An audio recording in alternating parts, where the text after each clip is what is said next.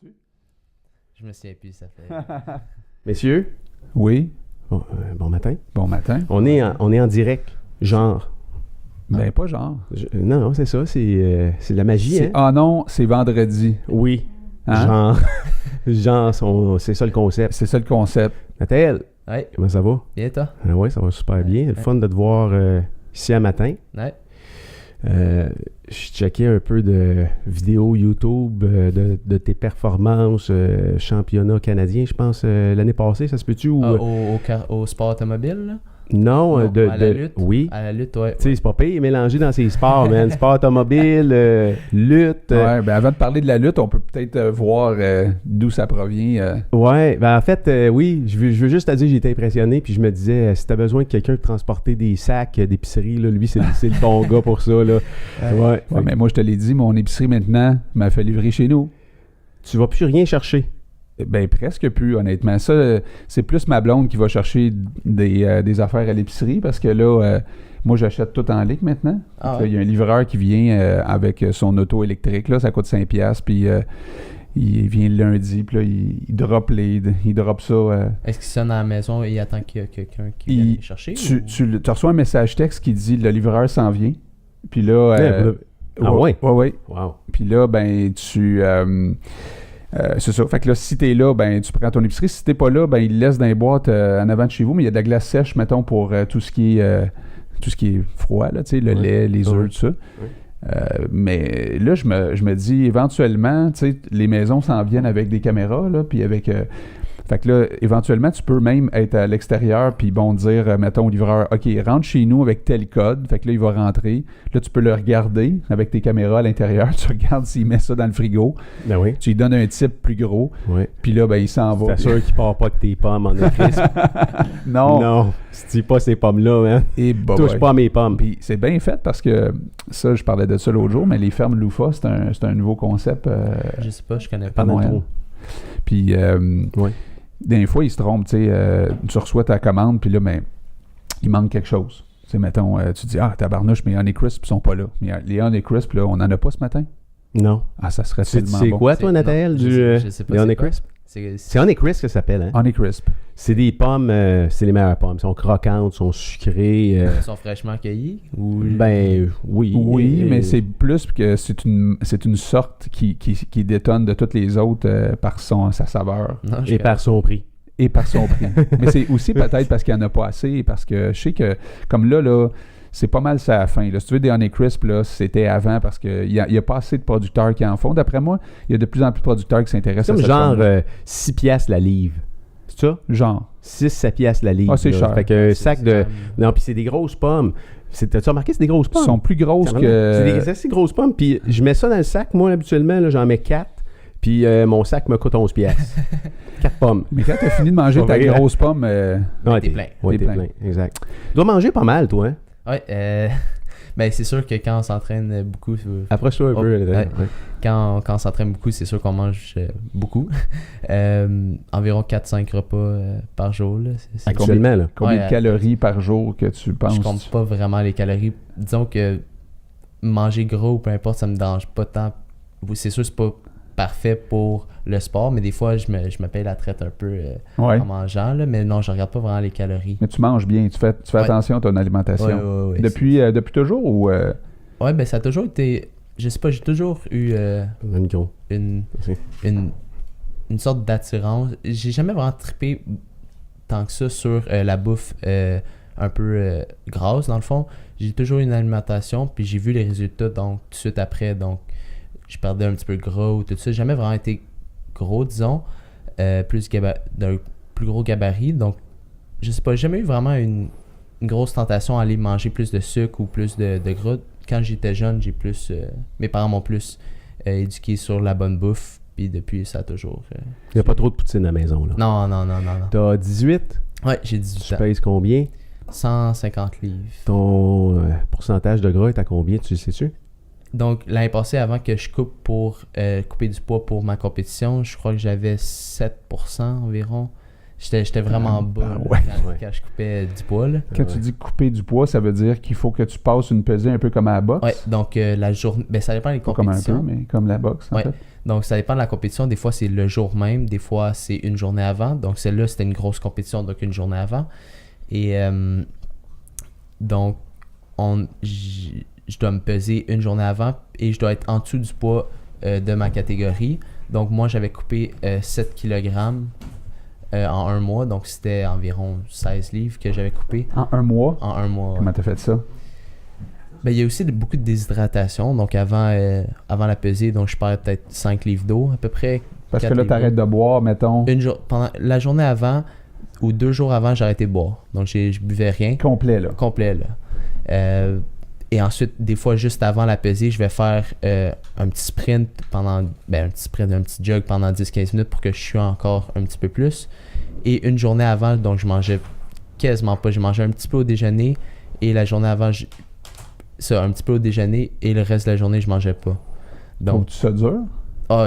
pour moi, ça, c'est une des journées les plus dures, pas juste physiquement, mais aussi mentalement. Parce que tu vois toutes les personnes qu'eux, ils doivent pas couper du poids, donc eux, ils peuvent manger à côté de toi.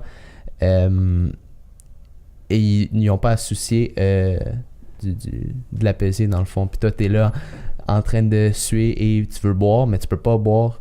Et tu veux manger, mais tu peux pas manger. Parce que t'es en contact avec du monde. Dans cette journée-là, t'es pas tout seul t'es pas tout seul dans une chambre, là, tu sais, c'est ça. Je veux dire, tu passes la journée avec du monde, là. Tu fais des choses normales c'est ça. Ouais. Donc, cette journée-là, tu passes souvent avec tes coéquipiers.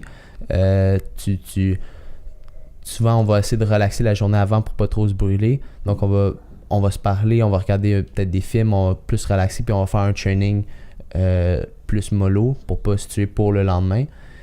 Puis c'est pas mal ça qu'on va Fait que faire. là, tu perds du poids. Là, c'est sûr qu'après ça, tu regagnes quand même pas mal de poids. J'imagine quand tu recommences à c'est boire. rapide. C'est rapide. À Ouais. partir du moment où tu te mets à reboire, là, c'est quoi? C'est 48 heures max, t'es retourné à ton poids, là. Ouais, mais c'est sûr, j'avais perdu un petit peu de muscle quand j'avais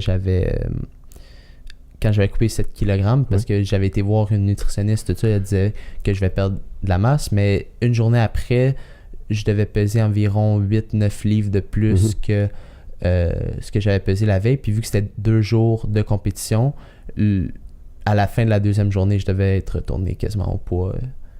Donc, de la pesée. avant que je coupe le poids. Donc C'est 15 vraiment... livres. Ouais. Tu sais, tu perds 5-6 livres, tu regagnes... puis quand tu dis que tu regagnes 6-7 livres, c'est juste parce que tu te mets à boire. Fait que là, ton corps est... Mais l'eau, c'est lourd. L'eau, Ouais. 1 litre d'eau, dans le fond, c'est 1 kg. Donc, c'est 2,2 livres. 2,205 livres, peu importe. Donc, c'est vraiment lourd. Et lorsqu'on se déshydrate, donc on va aux toilettes, on boit pas. Et le lendemain, on peut facilement boire 2 litres, 3 litres. Donc, Ça se remplace vite. là. ça se retourne vite. Ouais, ouais. Mais tout de suite après, il faut que tu compétitionnes. Tu fais vivre à ton corps des variations de poids comme ça, puis pas longtemps après, t'es en plein combat. C'est Là. épuisant, hein? C'est une coupe de poids. C'est épuisant. Ouais, c'est très épuisant. Au niveau énergie, là, ça Oui, c'est pas normal, non. ça, de faire ça. Tu sais, Moi, ça je va veux être dire. dangereux aussi, là, dépendamment de la coupe que tu as à faire. Ouais, là, c'est sûr que plus tu as de poids à perdre, plus ça peut être dangereux. Mais la déshydratation, c'est dangereux. Ouais. Qu'est-ce que ça allait dire, Nathan? Ouais, c'est ça. L'eau, où est-ce que j'étais rendu, le 7 kg pour... dans le fond, je perdais quasiment... je perdais environ 9% environ de ma masse que je pesais, dans le fond. Donc, la diététicienne... Je sais pas comment dire, là. C'est quoi son nom? C'est quoi son nom? Je sais même pas c'est quoi son On nom. va l'appeler Francine. Ok, Francine.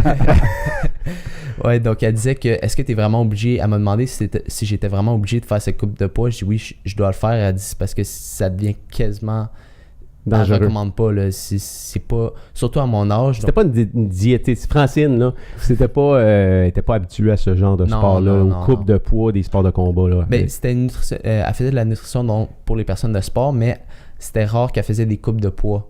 Mais non, parce qu'à part les sports de combat, t'as dans quoi qu'il y a des coupes de poids? Dans rien d'autre. Là. C'est juste les sports de combat dans le fond. Mais ça doit exister des diététiciennes ou des nutritionnistes qui s'occupent spécialisés. Elle avait demandé dans le fond à d'autres qui étaient spécialisés. Qui étaient plus spécialisés. Dans le fond, elle a demandé pas des trucs, mais à demander quelques Mais toi, informations. tu fais-tu affaire aujourd'hui avec des spécialistes? Des Francines spécialisées. Ouais. Honnêtement, ça fait longtemps que j'ai pas été retourné, donc j'ai pas eu de grosse coupe de poids récemment, puis je continue à faire le programme. Donc elle m'a donné une bonne... Tu sais quoi faire, là. Ouais. Donc une bonne... un bon horaire, là, dans le fond. Ça, tu te pratiques pas pour ça, là. Tu sais, il n'y a pas des entraînements de comment on perd du poids rapidement. Tu l'apprends sur le tas, là. Tu te dis, OK, là, ton coach, il dit, c'est ça, il faut que tu fasses. Puis là, la première fois que tu l'as fait, tu n'as jamais eu de pratique avant, là. Mais lorsqu'on commence aussi, on va pas commencer avec des grosses coupes. On va pas commencer avec un 7 kg du début. C'est progressif. Ouais, c'est pas... Donc, la première fois, on va peut-être couper 2 livres, admettons. C'est pas... Puis là, tu vas raser. Oui, c'est dur, mais... Ça se fait. Ça se fait, puis ça vaut des fois Ça vaut le coup. Ça vaut le coup, ouais. Ça vaut le coup de dropper de... C'est quoi les catégories de poids à lutte? Parce que ton poids normal est de combien? Tu l'as peut-être dit tantôt, là, j'ai peut-être manqué ce bout-là. Ouais, c'est 150 livres, donc 67,5 kilos à peu près. Puis ta coupe, c'est pour t'amener à catégorie de poids inférieure, dans le fond. Là. Ouais. Une catégorie en dessous, c'est ça? Donc, ouais. Donc, moi, j'avais... Donc, les catégories de poids, ça varie souvent des compétitions. C'est jamais un poids spécifique. Mais donc moi, au Jeux du Canada, donc une grosse compétition, c'est comme les championnats canadiens quasiment à chaque 4 ans, j'avais coupé en bas de 60 kg. Fait que c'était... Ça, c'est avantageux parce que là, mais ils font tout ça. Fait que là, prends ta masse. Le gars en face de toi, il doit faire pas mal la même affaire aussi. Ouais, mais je te dirais que dans cette compétition-là, j'étais dans les plus gros, disons, physiquement pour ma catégorie, parce que c'est rare que les personnes plus jeunes de 18 ans vont faire des grosses coupes. Paye ce prix-là. Ouais. Ouais. Toi, t'aimes ça payer le prix plus que les autres? Ben, c'est parce que je me dis, oui, c'est dur là, mais ensuite, ça va rendre ma tâche un petit peu plus facile quand je vais lutter. T'as fait du... Attends, je trouve ça intéressant, là. Vas-y. Tu sais, il y a bien du monde que c'est ça. C'est quand tu payes le prix plus là, t'en bénéficies plus tard. Ouais, comme moi, quand je C'est levais le même la dans bien personne- des affaires. Pas mal de même dans tout, en fait. Quand mettons, je levais une personne à 60 kg ou qui avait coupé peut-être 2 kg, je me sentais beaucoup plus fort que lui. Donc, dans mes matchs, c'était beaucoup plus facile. Donc, dans le fond, j'étais prêt à sacrifier un mois quasiment avant de pratique des entraînements plus durs, mentalement, physiquement, pour ensuite rendre, comme je disais, la tâche plus facile dans ces 2-3 jours-là pour avoir des meilleurs résultats aussi. Puis on s'entend, il n'y a rien de facile dans ce que tu fais, là. Non. Mais moi, je suis intéressé aussi par ton parcours d'athlète parce que ça a commencé tôt, ton affaire. Là. Tu me disais que à genre 2 ans, 2 ans et demi, tu étais déjà dans un dojo de karaté. C'est un peu drôle à dire. 2 ans et demi, les personnes disent « Ouais, mais t'apprends pas grand-chose. » Mais moi, je crois qu'on apprend on n'apprend pas quelque chose en tant que tel, mais c'est plus une sorte de mode de vie, admettons, de sortir de la maison, pas toujours être au même endroit, que notre horaire change à chaque semaine ou que je sais pas quand... En fait, ça fait partie de ton environnement très, très, très, très jeune. Là. C'est un peu ton aquarium, si tu veux. Tu sais, tu prends un poisson, tu mets ça dans un petit bocal rond. Il va pas pousser bien, mais si tu le mets... je sais pas si tu as déjà remarqué, tu as déjà eu des poissons chez vous, toi? Tu as déjà nourri des poissons, tes enfants? Tu as déjà eu des poissons? Oui. Oui.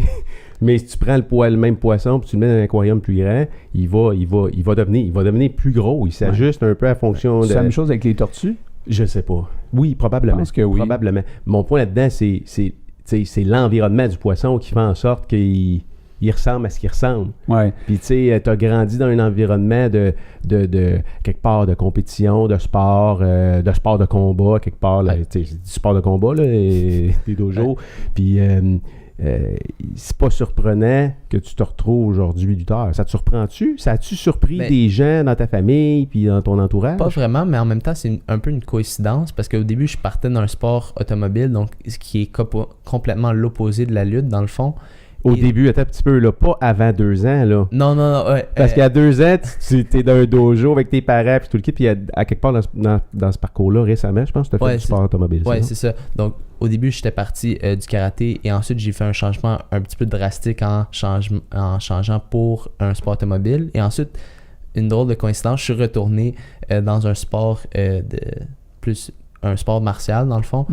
mais un petit peu différent. Donc, je voulais un peu changer comparé au karaté. Donc, j'avais commencé au début. Là, je voulais plus faire la lutte. T'as-tu fait des compétitions au niveau de karaté? Tu t'es-tu battu? T'as-tu fait du sport, vraiment du combat de compétition? J'ai fait des tournois inter-écoles, dans le fond. Donc, c'est tous les karatés contre chacun. C'était un petit peu un tournoi un contre l'autre, un karaté contre l'autre. C'était des combats de points que je faisais. Donc, c'était plus pour le timing. Maintenant, c'était pas des vrais coups ou tout ça. C'était juste la première personne qui touche l'autre. Donc, ça, j'en faisais, mais c'était pas au haut niveau. Là. Non, puis le contact était pas là vraiment. Non, là, parce que la lutte, là, tu sais, on va regarder la lutte, on pourra parler de la WWF tantôt ensemble. Je suis curieux de voir ce que tu penses d'une couple de trucs là-dedans. Mais tu sais, on a dans notre tête la lutte, c'est deux gars qui chamaillent, mais si tu prends le temps de regarder, là, tantôt on va passer peut-être une couple de tes vidéos, là, c'est quand même très violent. Là. Ouais. C'est très, très, très violent. Tu peux même tu peux soumettre ton adversaire aussi à la lutte, je pense. Non, hein? non, t'as pas le droit de soumission. Mais des fois, il y a des techniques qui sont tellement serrées, mettons, au niveau du cou, que des fois... Tes étranglements, oui. T'as pas le droit. Non. Si le ref le voit, il va t'arrêter. Mais des fois, il y a des positions où est-ce que... Le but, c'est de tourner, dans le fond, la lutte, c'est de tourner la personne ou de l'amener au sol. Mais des fois, il y a des techniques qui sont tellement serrées que ça a quasiment l'air des soumissions, mais ça ne l'est pas. Il y a des zones grises, dans le fond, dans la lutte, là, c'est sûr.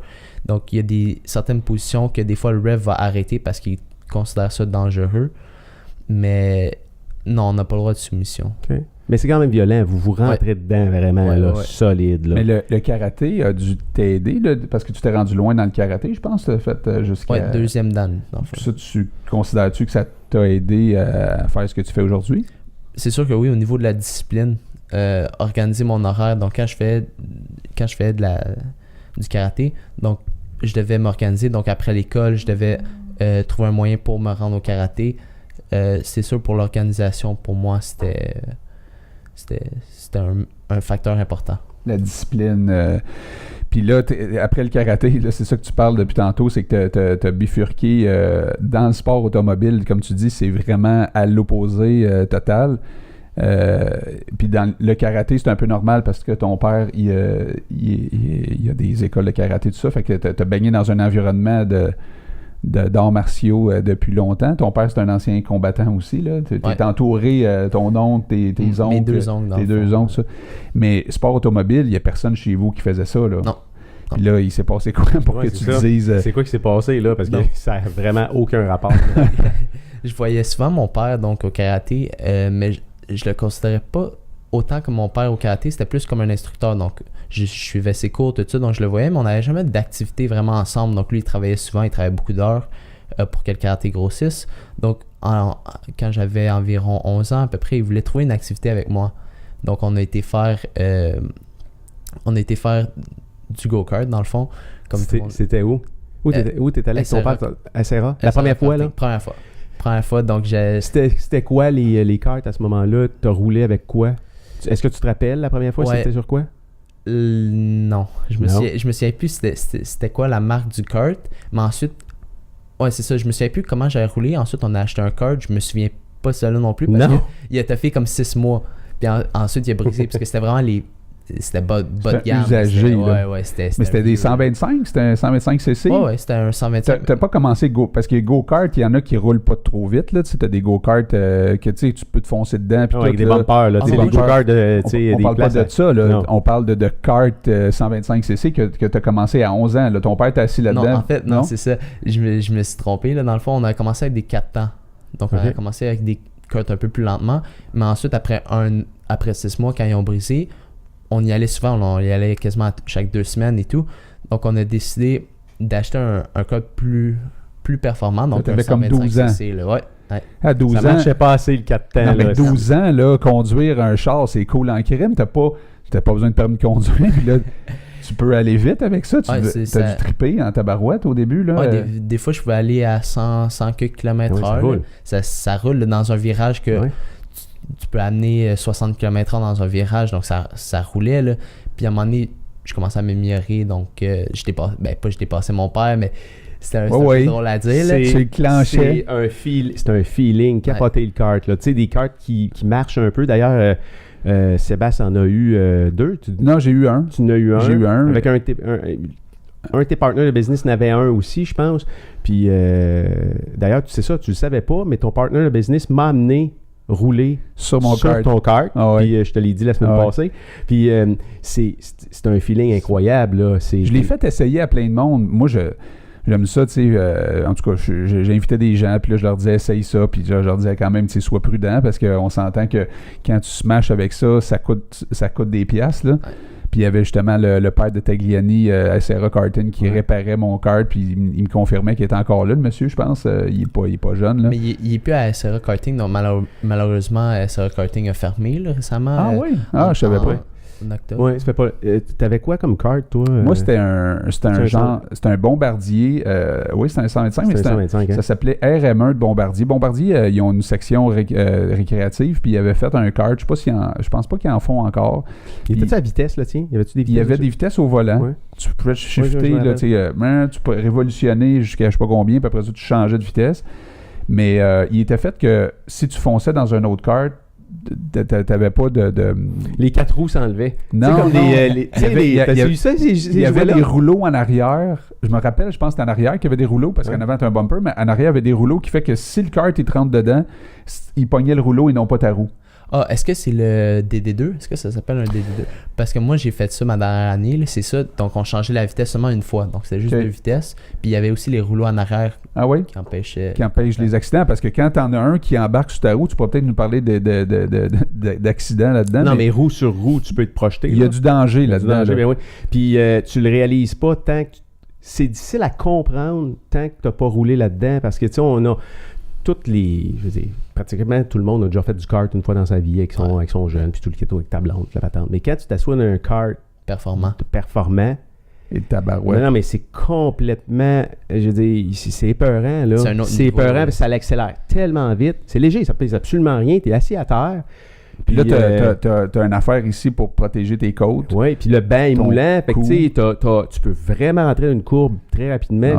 Ton champ de vision aussi. Hein, moi, en tout cas, je m'étais fait dire ça. Je ne peux pas dire que j'ai vécu ça parce que moi, je ne poussais pas le kart nécessairement au maximum. J'avais peur en crème. Mais ton champ de vision, il rétrécit, non? Quand tu roules vite. Quand tu roules vite, là, tu sais, je veux dire, c'est comme si... Honnêtement, j'ai jamais vraiment rasé.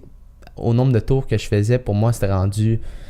naturel. C'était pas spécial. Il faut que je te raconte, à un moment donné, je passe mon kart à mon frère, tu sais, puis... T'as eu ça combien de temps à passer? Je sais pas, 2 ans peut-être. Ça coûte cher, hein? Oui, puis là... Hein? Là, tu sais... Les morceaux, là, tu passes ça à quelqu'un, puis là, tu lui dis, garde quand même, là, fais attention, puis vas-y, tu sais, fais un premier tour, relax, puis regarde comment est-ce que c'est, puis après ça... Dans le fond, même. Puis là, mon frère, il fait un tour, relax, puis là, après ça, il passe devant nous autres, moi puis mes chums, puis il dit, checkez bien ça, les vieux... Moi, mettre ça dans le fond. Là, je regarde mes chums. Bon, c'est quoi? Ça vient de me coûter 500$. Puis comme de fait, man, il a passé tout de rette à ce petit boum. Fait que... C'était-tu dans le pit à Terrebonne? Ouais, c'était dans le pit à Terrebonne. La courbe du fond, là, qui était en pente, là. À Terrebonne, il y a un gars qui avait fait une piste de kart. Elle est inclinée, la courbe du fond, hein? Oui, il y avait... C'était impressionnant. T'as jamais fait du kart à cet endroit-là? Non. J'avais fait des pistes.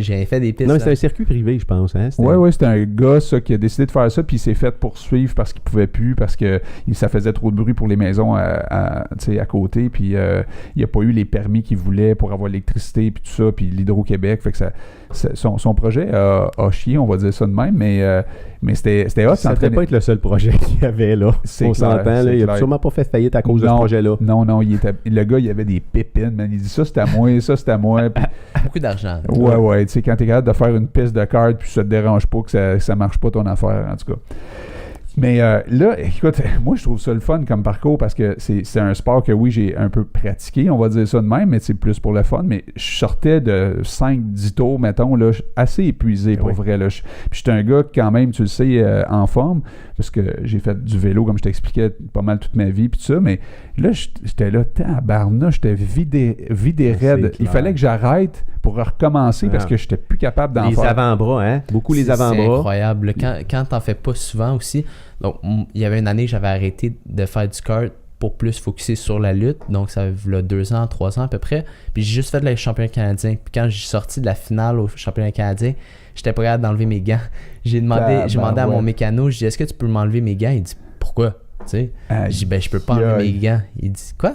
je suis pas capable. J'y monte, tu sais, j'essaie d'enlever le gant, pas capable. C'est quoi la partie du corps qui travaille le plus en karting? Moi, je dirais ses avant-bras. C'est ses avant-bras, hein? Ouais. Mais c'est aussi perdre le focus, parce que le kart, c'est aussi... une question de concentration. C'est incroyable. Passer 1 cm plus proche ou plus loin, ça peut te rendre soit dans le champ ou gagner la course. Oui, puis là, vous roulez en peloton de combien? Tu peux être une vingtaine de karts dans un espace de 50 par 50 à peu près. Là, c'est à peu près, je sais pas, c'est quoi? Une vingtaine de karts? Non, à peu près en moyenne? C'est plus que ça. Là. C'est, admettons, les grosses compétitions, on a déjà été... on avait 90, environ 75 courseurs, 90 courseurs, mais il fallait séparer le peloton. Fait que c'est juste les 36 premiers qui pouvaient faire la finale, parce que sinon, c'est beaucoup trop de karts. T'es-tu désavantagé si tu pars pas d'un premier? Ben oui, si t'es au milieu peloton. Le milieu peloton, c'est la pire position. Donc, j'aimerais des fois quasiment mieux partir en arrière que dans le milieu peloton, parce que le premier virage, donc tout le monde arrive là à 100 km/h, 2 de large. Fait que ça passe. T'es à la merci de ce qui va se passer en avant de toi. Là. Tu peux même pas t'esquiver parce que t'es entouré de Mais pilotes. après 2-3 tours, il y en a beaucoup qui sont éjectés de la course. Là. Oui, des fois, c'est au moins 5 personnes sur 36 qui ont eu la course pour fini. Ça a dû t'arriver? Oui. Il y a déjà eu des karts qui sont passés par-dessus moi, mettons. Donc, si la personne en avant... c'est pesant, là. C'est pesant. Ça pèse combien? Un kart? Ouais. C'est quoi, 300 320 environ. Ouais. Une affaire comme ça dépend des karts, là, c'est sûr. Mais il va pas rester sur moi, là, mais il va juste, mettons, à un moment donné, j'ai une marque sur mon casque d'un pneu. Donc, il a roulé sur toi, le gars. Une marque de Goodyear sur ton casque. C'était pas là, ce marque-là. Ça, c'était la pire affaire qui t'est arrivée ou un kart qui roule sur toi? Ben, la pire affaire, dans le fond, c'était en vraie voiture. J'avais fait une course Nissan Micra. Là, j'avais fait des tonneaux dans la voiture. Donc, j'avais... C'était sur le circuit Micra? C'était-tu... Ouais, donc j'avais été invité par Albi le géant à faire une course gratuitement avec eux. Donc, en pratique, avant la course, dans le fond, j'ai crashé la voiture. Fait que t'as pas fait la course? Non. T'as dit, c'est l'arrière. Le char, désolé. Scrappé le dernier char. Il voulait pas le rembarquer d'un autre. Parti en ambulance, toute l'équipe. Parti en ambulance. J'ai embarqué dans l'ambulance. On n'est pas été à l'hôpital. Par prévention. Elle dit, est-ce que tu fais des sports? Tu sais? Je dis, oui, à tous les jours, je fais du sport. Elle dit, oui, mais les jeux vidéo, ça compte pas. Là. Non, je sais, je fais du sport. Elle dit, OK. Toi, voulez-vous que je vous embarque sur mon dos? T'as pas dû jouer à beaucoup de jeux vidéo? Des fois, j'en joue. Des fois, ça passe le temps un peu. Comme les samedis, admettons, quand j'ai rien à faire, des fois, c'est sûr, je vais dormir. Je vais en profiter pour relaxer. Mais des fois, je vais un peu jouer, là, juste pour... changer les idées puis te reposer. Mais là, explique-moi quand t'as vraiment un sujet le fun. Un matin, je trouve ça... on peut faire des parallèles avec plein d'autres choses. Il parlait d'être dans le milieu d'un peloton de kart. C'est pas la bonne place. Alors qu'en cycliste, la meilleure place à être d'un peloton, mettons, sur une longue distance, c'est dans le milieu. C'est là qu'il faut que tu sois. Oui, puis non, là, mais ça, on aura un cycliste éventuellement qui va venir nous en parler. Parce c'est vrai, toi, je connais un peu de cyclistes. Oui, mais tu connais pas un peu les pelotons. Moi, j'ai la peur. T'as eu peur, hein? Ben, moi, tu l'as pas fait le mardi. T'as pas fait... Non, puis... Rien en peloton. J'ai pas l'âge de faire ça. Arrête. Non, il n'y a pas beaucoup. Au Mardi de la Chine, entre autres, je sais pas si tu as déjà vu les Mardis de la Chine. Non. Tu as déjà entendu parler de ça? Non. C'est un critérium, tu sais. Le critérium en vélo, c'est vraiment... Ça ressemble un peu comme un sport automobile, on peut dire ça, parce que, entre autres, au Mardi de la Chine, ils sont une centaine de cyclistes. Puis là, on parle de cyclistes vraiment, vraiment forts. Je dis pas que les 100 sont égales, mais il y a souvent des gros noms qui sont là. Puis il y a un peu de mélange, là. Tu as les juniors, tu as les seniors, tu as, mettons, de 18 ans, il y a des gars, effectivement, qui ont 40 ans, mais il y en a très, très peu, là, tu sais, la plupart, je te dirais... Ceux qui sont là sont top, là, tu sais, ils ont de l'expérience, mais souvent, c'est 18 à, mettons, 30 à peu près, là. Puis ça roule à, je dirais, une moyenne d'à peu près 50 km/h. Il y a des sprints aussi, ça va monter jusqu'à 60 km/h et plus. C'est fou. Mais c'est un circuit avec des virages. C'est 4 virages. Fait qu'ils font comme 1 km. C'est autour d'un parc. Okay, c'est un gros sprint, là, dans le fond. Ben, c'est un carré. Ça dure 1 heure. Ils font 1 heure de... Je sais pas combien ils font de tours. Je pense qu'ils en font une cinquantaine peut-être. Mais ils font des tours comme ça. Puis Alors là, si effectivement tu es en arrière, tu bénéficies du fait que il y a du monde en avant qui prennent le vent pour toi. Fait que tu es comme dans une draft. Fait que tu travailles un peu aspiré, moins. ouais, mais il y a des chutes là-dedans. Puis là, tu tournes un coin de rue avec 50-60 gars tout collés sur toi. À 50 km/h, un coin, là, un 90 degrés. Je serais là. vraiment curieux de voir un gars comme Nathaël qui a l'expérience de la vitesse, même à plus grande vitesse, parce qu'en auto, tu vas jusqu'à, tu disais tantôt, 100 km/h. Ah, des fois plus. Ça, c'était quand j'avais. Ah, ça, OK. Donc, plus tard, tu es allé à combien? 150. 150 km/h. Ça, c'est sur un droit, là. C'est ça? C'est sur un droit. Mettons, à Tremblant, je sais pas, il est long comment, mais à peu près 600-700 mètres, là, je dirais ça. 150. Fait que là, quand tu arrives, puis là, tu breaks. T'as les 4 freins. Mais ça dépend des cartes, mais moi, j'avais, mettons, 4 freins, donc 2 freins 3 freins, le plus précisément, là, mais 2 freins en avant, puis l'autre est sa transmission. Il est sur l'essieu, dans le fond. Donc, ça freine, là. Ça arrête sur un dixaine, cette affaire-là. Là. Ouais, les forces G qu'on atteint, des fois, c'est Comment ça s'est passé que tu t'amuses avec ton père, là, tu commences à progresser, tu en fais souvent, etc. Puis là, à un moment donné, tu te dis, tu as-tu annoncé, hey père, moi je veux faire de la compétition là-dedans, j'aimerais ça que tu m'inscrives. Comment ça s'est passé, ça? Ouais, donc c'est ça, j'avais commencé, on avait acheté un kart puis il avait brisé après 6 mois, donc on a décidé de s'investir un peu plus. On a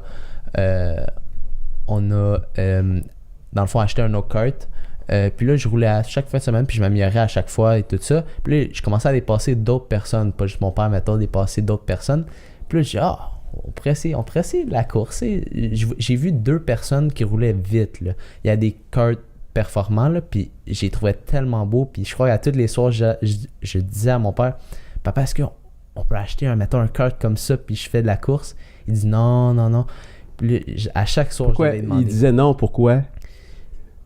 Parce que j'avais déjà, dans le fond, un kart, puis je sais pas, C'était-tu parce que là, c'était comme la notion de danger était trop importante? Il y a peut-être ça aussi, là, j'étais jeune, là, j'avais comme 11 ans, puis il voyait qu'on roulait vite, puis il y a peut-être cette notion-là aussi, puis il dit, je fais déjà du karaté, puis là, il y a tous les autres facteurs aussi de l'environnement qui influençaient, dans le fond, son nom.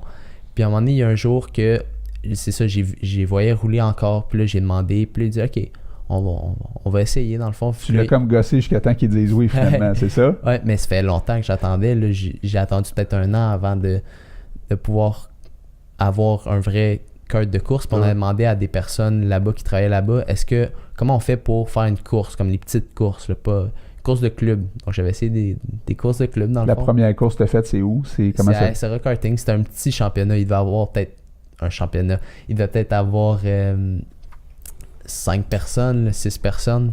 Puis t'as-tu aimé ça en partant? T'as tombé en amour avec ça direct là? La première fois que je suis embarqué dans un kart, tu le savais que... C'était le coup de foudre. Le coup de foudre. Ouais. Puis là, t'as progressé vite là-dedans, dans le sens où... j'ai fait une course, puis ensuite, les personnes commençaient à plus me regarder, mettons, parce que ça faisait juste 1 an que j'en faisais, puis j'avais gagné ma première course, admettons, une petite course de rien, mais c'était quand même une course. Puis là, ils ont pris un de leurs pilotes qui finissait peut-être 6e dans les vraies courses à peu près. Puis j'ai coursé contre lui, mais j'ai perdu comme le dernier tour. Mettons, il m'a dépassé au dernier tour. Fait que tu t'avais dominé. T'avais-tu dominé pas mal pendant toute la course? Ouais. Ça fait juste 1 an, mettons, que je coursais quand lui, ça faisait 5-6 ans qu'il coursait. Il y a des gens qui sont venus te voir puis ont dit, toi, t'as un potentiel là-dedans. Puis on commençait à être plus intéressés. Là, on voyait que je pouvais fournir des résultats un peu plus aussi, puis j'aimais vraiment ça. Donc, on a décidé de faire une course.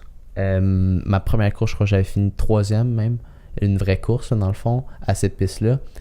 Et ma deuxième course, c'était à Tremblant, dans le fond, qui est devenue ma première piste. Et j'ai rencontré, dans le fond, le champion du monde qui était à cette époque-là, dans le fond, qui est, je crois, 3 fois ou 4 fois champion du monde, Ben Cooper, qui est devenu mon coach après, puis qui m'a donné son trophée. Moi, j'avais toutes les étoiles dans les yeux, et je voyais toutes... Ben avait quel âge à ce moment-là? Toi, t'avais quoi? T'avais 12 ans? 12-13 ans? Ouais, environ. Donc, je veux pas dire un âge un peu n'importe quoi, mais il devait avoir environ 20 ans, à peu près. Okay. Puis ensuite, la course d'après, c'était le championnat canadien, tu sais. C'était où? À Tremblant. Okay. Donc, à partir du moment qu'il y a eu la course, je m'entraînais pratiquement tout le temps à Tremblant. Là. J'étais passé d'Essera à Tremblant. C'est la même équipe, c'est juste les deux, ils ont 2 pistes différentes. Puis les championnats canadiens se passaient à Tremblant. Donc, je voulais me pratiquer un petit peu plus. Puis aux séries de qualification, dans le fond, on était peut-être 30 pilotes. J'étais qualifié 4e, tu sais, à ma 3e course. Wow. Fait que t'as comme un talent, genre que tu savais pas que t'avais ça. Parce que toi, je veux dire, j'imagine. T'avais jamais conduit de voiture. Ton père t'avait jamais fait conduire son auto, là. Je veux dire, à 11-12 ans. J'avais mes petites autos comme je jouais, là, mais à part ça. Les Hot Wheels. Les Hot Wheels. Les as-tu gardé?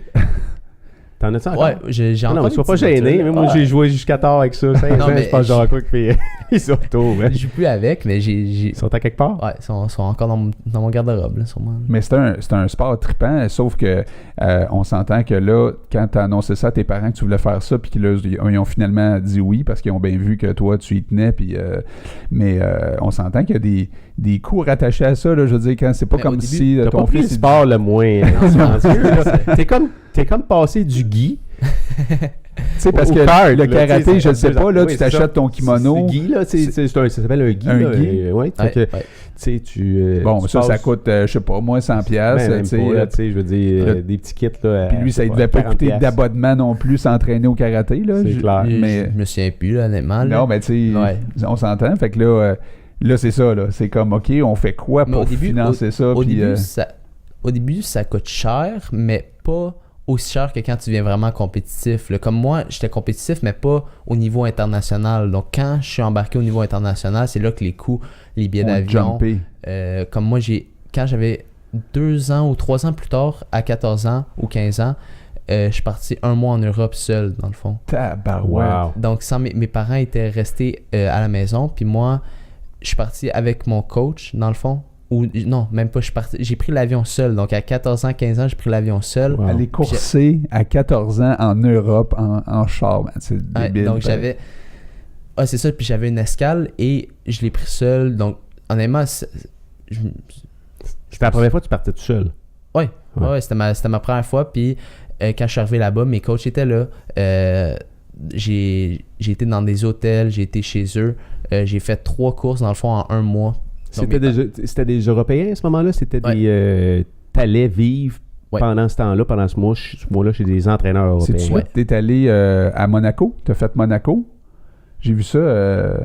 Ah non. Ouais, Monaco, c'est le petit prix de Monaco. Donc, c'est un événement à Québec. Part. Dans le fond, c'est un événement à Trois-Rivières. Ah, OK. Je pensais que tu avais coursé à Monaco sur la piste de course. J'étais à Monaco juste faire des petits tours de kart électrique, là, mais non, pas...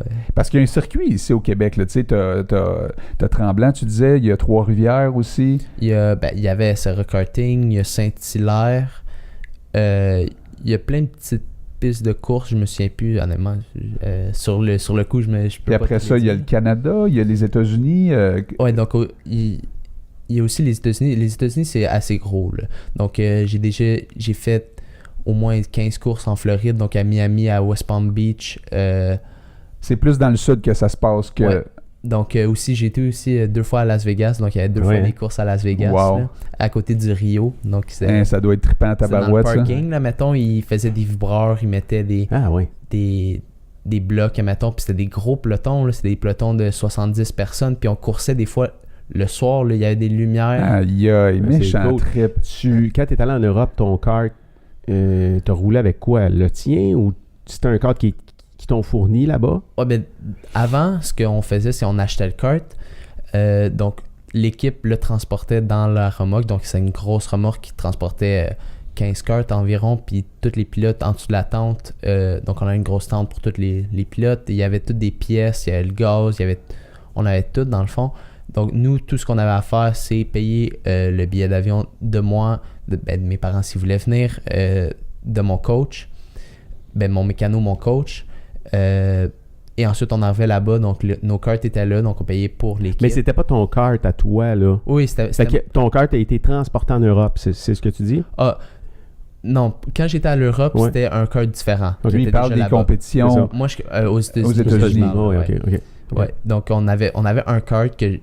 Il nous appartenait, dans le fond, que je pratiquais souvent avec, puis on l'avait amené aux États-Unis pour faire des courses.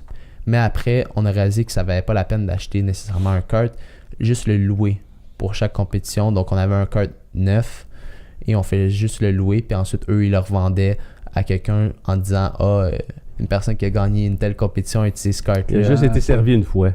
Ouais.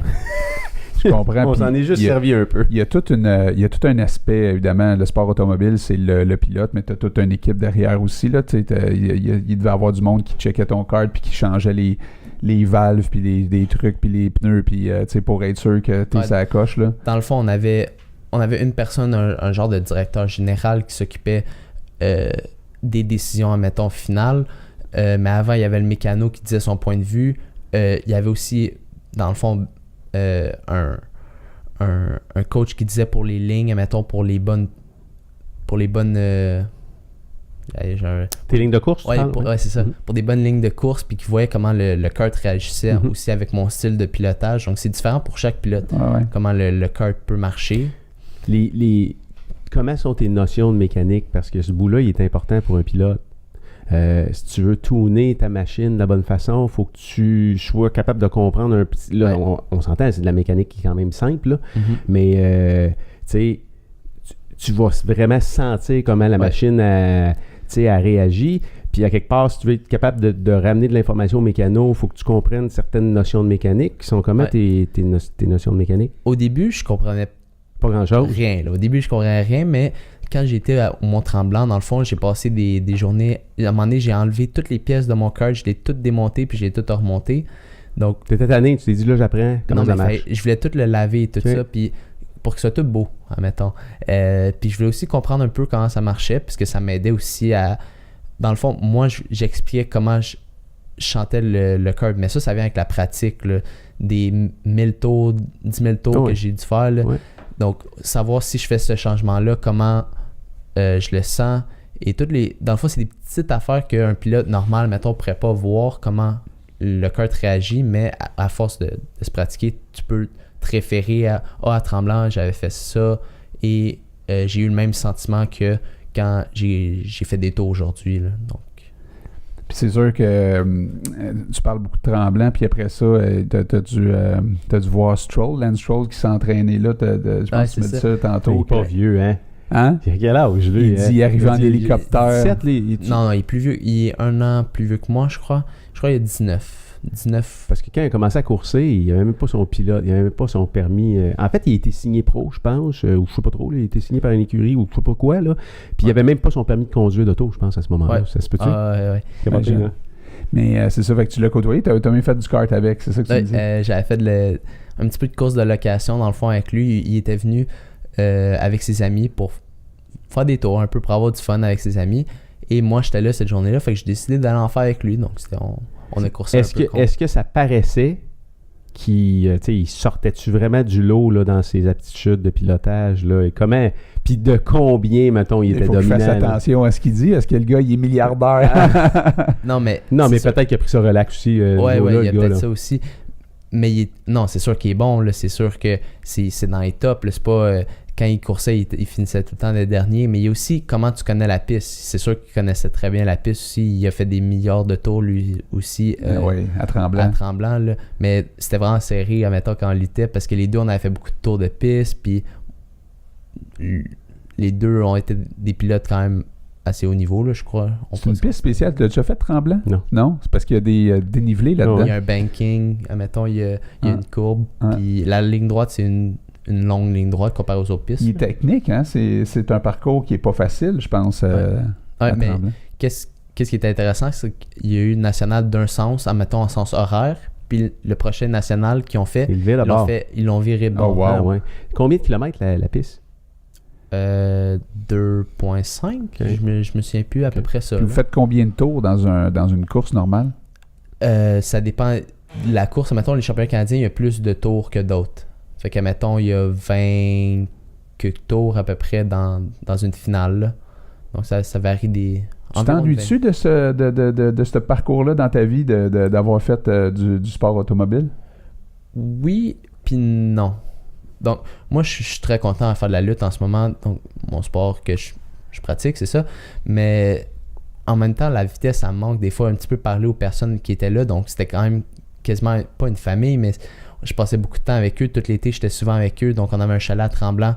On passait du temps avec. On jouait des fois au hockey le soir, sur la glace ou peu importe.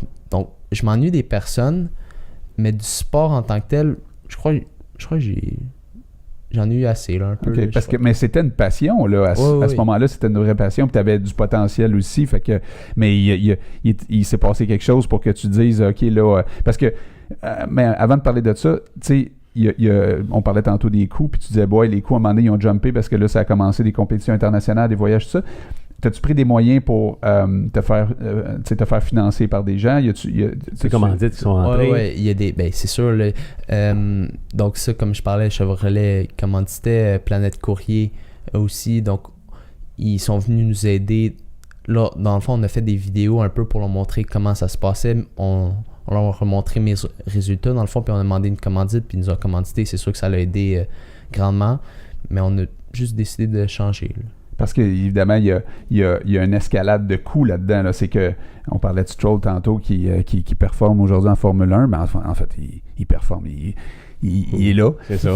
Mais pour se rendre là, sacrifice et les coûts sont astronomiques. Là. Fait que toi, ça touche les millions. Là, c'est ça. C'est toi, tu as touché. Mais là, tu étais comme rendu à une étape où il y avait un step plus gros, j'imagine. Ouais, donc, puis... si. Donc, après, normalement, le kart, normalement, c'est la Formule 1600, des un peu plus bas, Formule 1600, Formule 2000, et ensuite, ça augmente, mais les prix augmentent aussi avec. Donc, comment ça peut représenter une année typique là, financière pour... Si une année au ping-pong peut coûter 10-12 000... Parce qu'Émile, tu n'as pas vu cette entrevue-là encore, mais tu regarderas ça si tu as le temps. Il y a un jeune ici qui a passé une entrevue il y a 14 ans. Il fait du tennis de table. Il s'est hissé parmi les 10 meilleurs au Canada en très peu de temps. Il est un passionné de ça. On ne connaissait pas beaucoup ça. Puis là, il nous dit comme ça, là, je suis rendu que ça coûte 10-12 000 par année, faire du tennis de table, parce qu'il y a des voyages là aussi, il y a des compétitions internationales. Il est en Europe là actuellement. Oui, il est au Portugal là, en ce moment, puis fait qu'il nous expliquait qu'il allait chercher des commanditaires, puis il trouvait des moyens pour aller financer ce sport-là, mais en automobile, ça ne doit pas être 12 000 par année, parce que juste un kart, ça coûte assez cher, mais après ça... Oui, puis les pièces, puis le mécano, puis... C'est ça s'ajoute, là, je ne sais pas combien ça coûte au total, mais ça monte vite. Ça là. doit frôler quoi, les 40-50 000 par année? Peut-être. Peut-être, tu sais pas. Ton père, il était pas en arrière de toi et t'a dit, ouais, là, ça a coûté tel prix aujourd'hui, là, fais attention, pas trop prendre le champ la prochaine fois, là, mais c'est plusieurs dizaines de milliers de dollars, ça, c'est assuré. Ça, c'est sûr. Puis après ça, tu dis que tu avais fait un peu le tour du jardin aussi, t'étais... Ouais, j'étais on un peut peu dire tanné ou satisfait? Donc, il y a aussi... Rassasié. Il y a aussi pour moi, c'est un événement très triste, là, mettons, là, comme j'avais coursé dans le fond au championnat canadien, puis toute la course, j'ai mené. Toute la course, j'étais loin en avant, il restait un tour. Mais moi, j'avais dépassé un retardataire, et dans le fond, je l'avais lapé, et j'avais vu la pancarte qui disait Last Lap. Mais moi, je croyais que c'était Last Lap pour lui, et non pour moi. Oh boy. Fait que moi, je croyais que la course était terminée. Puis c'est seulement la première position, c'est important de se le dire, c'est seulement la première position qui était invitée au championnat du monde. Puis moi, j'étais premier, puis c'était sûr que je gagnais. J'étais sûr que c'était terminé. Ouais, j'étais sûr que c'était terminé. My God. Fait pas rentrer dans le pit. Non, mais en ligne droite, j'attendais, parce que la deuxième personne que moi, je croyais qu'elle avait fini, c'était mon coéquipier. Fait que je l'ai attendu pour lui serrer la main. Donc, on se serre tout le temps la main. Puis là, je le vois qui passe à côté de moi. Super vite. Puis là, je fais quoi? Je croyais que la course était finie, tu sais. Oh my God. Et puis là, je le vois, puis il continue. Puis là, je vois les drapeaux jaunes. Donc, les drapeaux jaunes... non, je vois pas les drapeaux jaunes. Donc, normalement, quand une course est finie, il y a les drapeaux jaunes pour dire ralentir, faites attention. La course est finie. Là, tu vois pas ça. Ils sont pas Je là. vois pas ça. Puis là... Là, t'allumes, là. Là, j'allume, puis là, je peux pas croire. Là, moi, je crois que c'est un cauchemar. Là. Moi, je pleure là, dans mon casque. C'est sûr, man. Là, j'ai des frissons. Là, je finis deuxième. Puis là, je rentre dans les puits. Puis d'habitude, on monte la visière, on enlève le casque. Moi, il y a une photo, là, je niaise même pas. C'est moi, je me suis levé de mon kart. Puis, dans le fond, j'ai collé ma tête avec mon casque sur le pneu. Puis, j'étais en train de pleurer, là. C'est sûr. Parce que depuis 5 ans environ, c'était mon rêve d'aller au championnat du monde au Portugal là, ou peu importe. Ton rêve venait de s'écrouler. En fait, tu goûtais à ton rêve, t'as vécu l'émotion super forte de dire ça y est, j'ai gagné. Ouais, enfin. Puis en l'espace de quelques minutes, pouf. Secondes. Puis là ensuite, il y a la pesée, faut que là j'ai été à peser. Puis là après ça, je suis parti dans le trailer, j'étais en train de pleurer, tout ça. Puis mes coachs sont venus me réconforter, tout ça. Puis ils disent, gars, l'important, c'est pas où est-ce que tu fini, c'est comment tu vas réagir après, comment tu vas montrer quand tu vas être au podium. Est-ce que tu vas être là, puis tu vas juste pas y aller, ou tu vas être un homme et tu vas embarquer sur le podium, tout ça. Fait que j'ai décidé d'embarquer sur le podium. J'avais un peu la larme encore à l'œil quand il a donné le gros ticket pour le championnat du monde. Qu'est-ce qu'il t'a dit, parce que vous étiez dans la même équipe? Toi, puis le gars qui a gagné la course, c'était ton coéquipier. Un coéquipier. Ouais. Avez-vous eu une discussion après la course? Est-ce que vous avez jasé ensemble? Est-ce que lui, il devait pas comprendre non plus ce que c'était en train de faire là? Non. Comme s'il donnait sur un plateau d'argent. Ouais, c'est ça. Je vais revenir aussi pour ça sur le plateau d'argent. C'est une autre histoire assez drôle. Mais ouais, il m'a dit ça arrive, tout ça, mais j'étais un peu triste, là, puis je voulais pas vraiment parler à personne, là, fait que je suis juste parti. On n'a pas vraiment reparlé depuis. Mais c'est ça, le plateau d'argent, qu'est-ce qui m'a vraiment donné un peu un goût amer, puisque le soir, j'ai pas dormi. Là. Le soir, c'est clair. J'étais triste, puis là, j'ai eu des nouvelles que des personnes pensaient que j'avais fait exprès. En plus. Il y a eu des personnes qui disaient, ouais, il a fait exprès de donner l'étiquette à cette personne-là au championnat du monde. C'était tout organisé, tout ça. Mais moi, je venais juste de... En plus, fait que c'était comme on t'accusait en plus de quelque chose qui n'était pas partout dans tes intentions. Pas obligé de rajouter. Ouais, c'est ça. Mais c'est vraiment pour un... T'avais quel âge quand t'as vécu ça? 16 ans.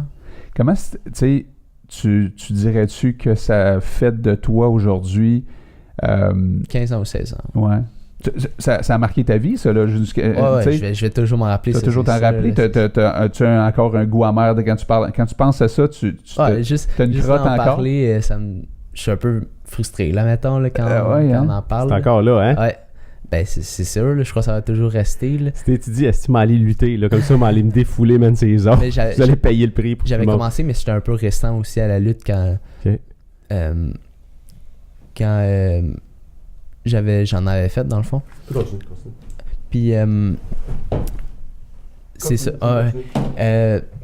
Et dans le fond, quand j'avais perdu ce championnat du monde-là, ça m'a juste donné un peu un goût amer de toute la situation du kart, là, tout ça. Puis ça m'a rappelé aussi d'autres moments un peu plus tristes, mais ça, c'était comme le highlight, là, mettons. Ouais. Et là, que tout s'est effondré après tant de travail, mettons, tant de dur travail à courser à chaque fin de semaine ou des choses comme ça. Donc, ensuite, j'ai arrêté. J'ai arrêté pendant 1 an. Et finalement, je voulais vraiment me rendre au championnat du monde. Donc, j'ai eu aussi un autre espoir, mettons. Donc, il y avait un autre championnat canadien l'année prochaine. Donc, j'ai été au championnat canadien. Et finalement, j'ai réussi à me qualifier. Ah, fait que tu l'as fait, le championnat du monde, finalement. Ouais. Qui était où?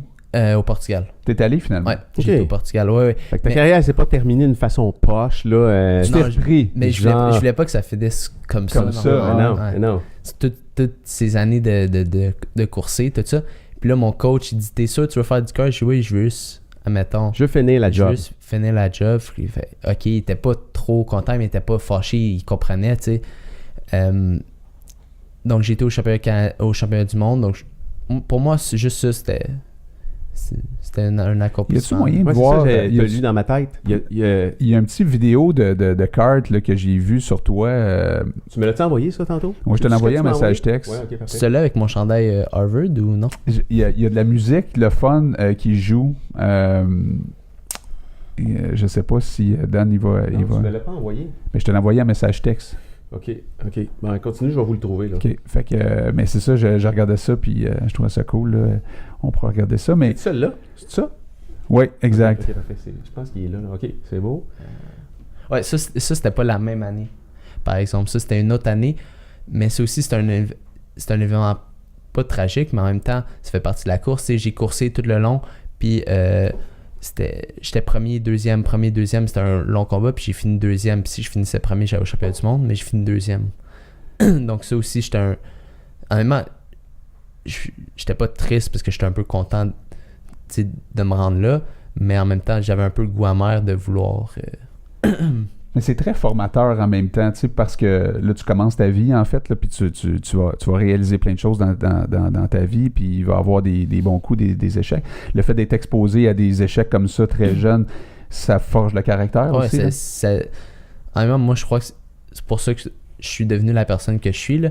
Comme il y a des choses qui ne vont pas arriver directement, donc même si j'ai travaillé tout le dur labeur que j'ai fait, dans le fond, ça ne veut pas nécessairement dire que je vais gagner. Donc...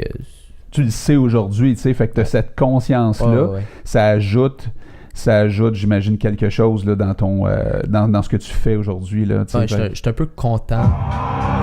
C'est parti.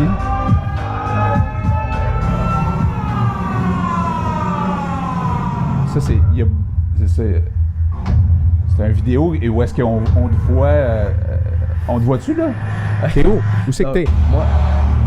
Moi, j'avais le casque avec la visière bleue, dans le fond. La visière bleue, là, c'est toi.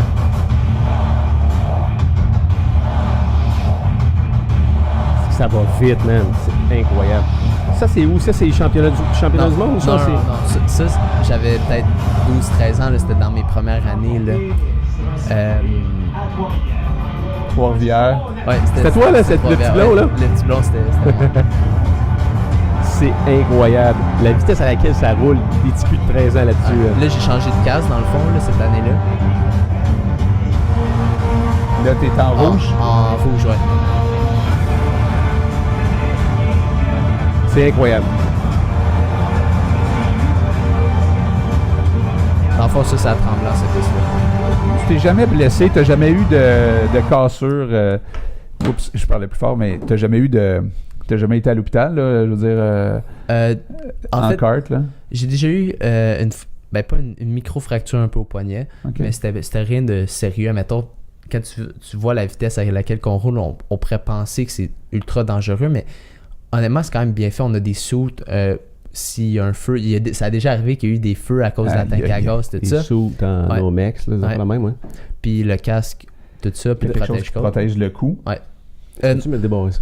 Excusez-moi, là. Juste me le débarrer. Ouais. Tiens. Ouais, des fois, non, mais c'est plus obligatoire porter un protège-cou. Ah non? Ben, pas en carte, donc. Toi, t'en avais pas? Il y a des courses que oui. Certaines courses aux États-Unis, tu étais obligé d'avoir un protège-cou. Mais les courses au Canada, tu n'étais pas obligé, non. Les parcours sont tous différents. Fait que y a-tu un parcours en particulier qui est vraiment plus dur que tous les autres que tu te rappelles? Ouais, une course en Europe. C'est à Wackersdorf, en Allemagne, que j'avais fait. C'était l'Euro Challenge. Dans le fond, pour moi, c'était la piste la plus le fun. Elle est tellement technique. Chaque coin est comme différent du coin précédent. Il y a des coins rapides, des coins lentement. Et c'était vraiment... Pour t'améliorer dans ce sport-là, t'en faisais beaucoup, mais t'es-tu un genre étudiant aussi, dans le sens où tu regardais-tu des vidéos de ça? Tu lisais-tu là-dessus? Est-ce que tu posais des questions à des gens qui étaient plus expérimentés que toi? T'es-tu le genre de... Donc, t'es curieux, en fait, de savoir qu'est-ce que ça prend pour gagner, toi? Oui, il faut tout le temps que tu sois curieux, ouais, c'est ça, pour t'améliorer plus rapidement, ça c'est sûr. Donc, quand j'arrivais à une piste, avant que j'arrivais à la piste dans l'avion, j'apprenais la piste, dans le fond. Donc, quand j'arrivais sur la piste, je savais déjà, OK, après ce coin-là, c'est un coin qui ressemble à ça. Je savais pas les lignes exactement, mais je savais la map, dans le fond, de la piste de course, ça ressemblait à quoi. Et donc ça aidait beaucoup juste pour pas être perdu, dans le fond, sur la piste pour la première fois. Et ensuite, quand je commençais à m'améliorer sur cette piste-là, avant la course, je demandais des trucs à mes coachs, admettons, qui avaient déjà fait cette piste-là. Admettons, à quel point tu ralentis dans cette courbe-là, c'est quoi, admettons, quand je course en DD2, tu la prends à quelle vitesse, admettons, parce qu'il y a 2 vitesses qu'on peut changer. Cette courbe-là, je la prends en 2e vitesse, je fais OK, je vais l'essayer, finalement, c'est ça bon, marche. Ça marche. Donc, moi, j'ai eu la chance d'être coaché par, moi, personnellement, je trouve que c'est le meilleur courseur au monde, donc c'est Ben Cooper, son nom, 3 fois champion du monde d'affilée ou 4 fois, et des fois, il était plus lent que la moitié du peloton, mais juste parce qu'il était bon à la course, il finissait premier. Juste ça, comme il bloquait l'intérieur, il défendait contre les personnes derrière lui. Ou récemment, il a arrêté de faire le karting. Il a arrêté pendant 3-4 ans, ou même plus, pour devenir un coach. Et récemment, en novembre, il a été à Las Vegas faire une course pour le fun et il l'a gagné sur 40 pilotes, tu sais, juste pour montrer son niveau technique qui est très fort, tu sais, fait que, mais il y a toujours dans la vie, il y a toujours oui, c'est sûr, d'avoir un coach comme ça, c'est comme une clé maîtresse pour gagner, parce que tu reçois des bons trucs, mais il y a toujours aussi l'athlète qui, lui, veut vraiment tout savoir, tu sais, fait que t'es allé chercher aussi, il t'en donnait du stock, mais t'es allé en chercher en plus. C'est ça, je posais des questions et tout, là, ouais. C'est motivant pour un coach d'avoir un jeune comme toi qui est motivé de même, tu sais. Les gens réalisent pas à quel point le sport automobile, c'est technique. C'est très, très, très technique. Tu sais, t'as la mécanique, mais t'as aussi ce qui se passe sur la piste. Tu l'as dit tantôt, là, je change les vitesses où, je freine où, mais les lignes de course... Et c'est le faire à chaque tour. Oui, de façon constante, puis d'optimiser des petits détails à des endroits, à certains endroits, ça peut faire toute la différence. Des fois, ça passe tellement vite que c'est ça qu'on faisait. Donc, ça passe tellement vite que des fois, le pilote, il pense faire la bonne chose, mais qu'il le fait pas. Donc, on avait des caméras qui montraient le devant du kart, dans le fond, où est-ce qu'on avançait et on pouvait entendre le moteur un peu, dire à peu près à quelle vitesse qu'on roulait. Et ensuite, quand je sortais de la piste, je montrais à la caméra avec mon coach, puis on analysait ça ensemble, dans le fond. C'est toujours, tu me corrigeras là, si je me trompe, là, tu connais, c'est sûr, plus que moi, là. Tu es toujours à la limite de l'adhérence. Oui. Alors, à partir du moment où tu vas glisser, là, mais à partir du moment où ton kart glisse, là, aussi minime que ce soit, là, tu perds du temps à ce moment-là. Ouais. C'est exact? Oui, c'est... Où est-ce que tu perds du temps normalement, c'est que tu n'utilises pas le kart à sa limite. Donc, des fois, il y a des karts qui vont trop glisser. Ça aussi, ça marche avec les setups du kart. Mais des fois aussi, c'est pas juste trop glisser. Des fois aussi, le kart va avoir trop de grip. Donc, des fois, il va être lourd, le kart à avancer. Donc, des fois, il y a tellement de grip que que le moteur, il faut pour tirer, admettons, pour rouler vite, le moteur doit tellement forcer que tu perds du temps. Donc, c'est trouver le parfait équilibre. Il y a plein de paramètres. Puis, peut-être qu'il y a un aspect que tu peux faire le parallèle entre les sports automobiles, mettons, et les sports de combat, c'est le volet technique. Alors, quelqu'un qui est très, très, très bon au niveau technique, mais je pense même si tu n'es pas dans la top shape, dans tous les sports, tu peux battre beaucoup d'adversaires comme ça. Dans tous les sports, il y a plusieurs aspects, en fait. Tu peux jamais dire, moi, j'étais un, mettons... La course à pied, entre autres. Ouais, tu me parlais de ça l'autre fois, la façon de courir. La façon de courir, mais puis il y a du mental. Là, on s'en va peut-être sur le sujet, justement, plus actuel de la lutte. Mais ça aussi, moi, j'ai suivi ça. En fait, tu ne sais peut-être pas, mais je te suis depuis plusieurs années. Puis moi, puis Claudine, on connaît ton père, entre autres. Puis là, tu sais, on voit ça passer sur Facebook. Puis on est toujours comme tabarnouche. Puis là, quand t'as changé de sport, t'as passé du sport automobile à la lutte. Là, j'ai fait comme, il y a un méchant changement. Puis là, encore là, ta barouette a progressé aussi assez rapidement en lutte. Ouais. Fait que, la base pour gagner ou la base pour progresser est tout le temps la même. Si tu es un bon élève, si tu es discipliné, si tu acceptes qu'il va y avoir du travail à faire, que tu acceptes les sacrifices qui viennent avec, tu peux gagner dans n'importe quoi. Ouais, c'est la même affaire en business. C'est intéressant quand il a dit tantôt, parce que il a vécu comme il a parlé tantôt, des choses difficiles. Puis aujourd'hui, il sait que s'il travaille fort, ça ne veut pas nécessairement dire que c'est un gage de succès, parce que il peut arriver tellement de choses dans le sport. Mais là... Ça risque d'arriver, mais ça ne veut pas dire que ça va arriver tout de suite. Des fois, ça va arriver dans 5 ans. Comme moi, quand j'ai perdu, comme je disais, le championnat canadien, c'était pas arrivé, c'était peut-être pas là mon moment. Puis l'année après, j'ai réussi à gagner. Peut-être que tous les efforts, ça va peut-être pas contribuer tout de suite, mais ça... La notion de persévérance au bout de la ligne, dans le sport, c'est clair, c'est là. Puis, parle-nous de ça un peu, comment est-ce que tu as passé du sport automobile à la lutte? Qu'est-ce qui s'est passé? C'est le déclic s'est fait où, puis comment? Donc, c'est ça. Au karting, il fallait que je change de catégorie un peu, parce que je commençais à être plus vieux, donc je devais rouler avec des machines qui sont plus performantes encore, donc c'est encore plus dur pour les avant-bras, pour les muscles et tout ça. Puis mon père connaissait la lutte. Donc, il connaissait, il disait, tu devrais peut-être essayer ça si ça met en forme, tu sais, au début, c'était plus pour un entraînement que vraiment pour faire le sport. Donc, j'avais commencé avec des cours dont mon père connaissait Martine Dugrenier, donc championne du monde et a été aux Olympiques et tout. Donc, j'ai été capable d'avoir des cours privés avec elle. Wow. Donc, c'était vraiment une grosse expérience. Et au début, c'était plus pour me rendre en forme. Pour le kart. Pour le kart. Donc là, j'ai commencé après peut-être 3-4 mois, là, je commençais à m'améliorer vraiment à la lutte. Et moi, je me positionnais plus vers la lutte tranquillement, tu sais. Je commençais à aimer ça plus que juste qu'un entraînement, tu sais.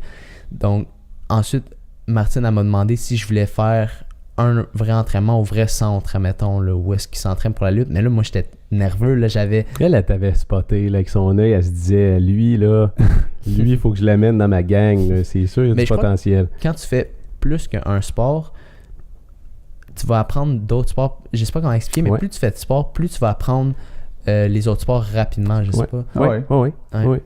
Oui. C'était où l'entraînement? C'était à Vanier, donc c'est à mon cégep en ce moment à Montréal. Ah, c'est cool ça. Ouais. Donc après l'école, des fois, dans le fond, durant la semaine, après l'école, les mercredis peut-être, elle finissait, elle donne des cours, dans le fond, elle travaille à l'école là.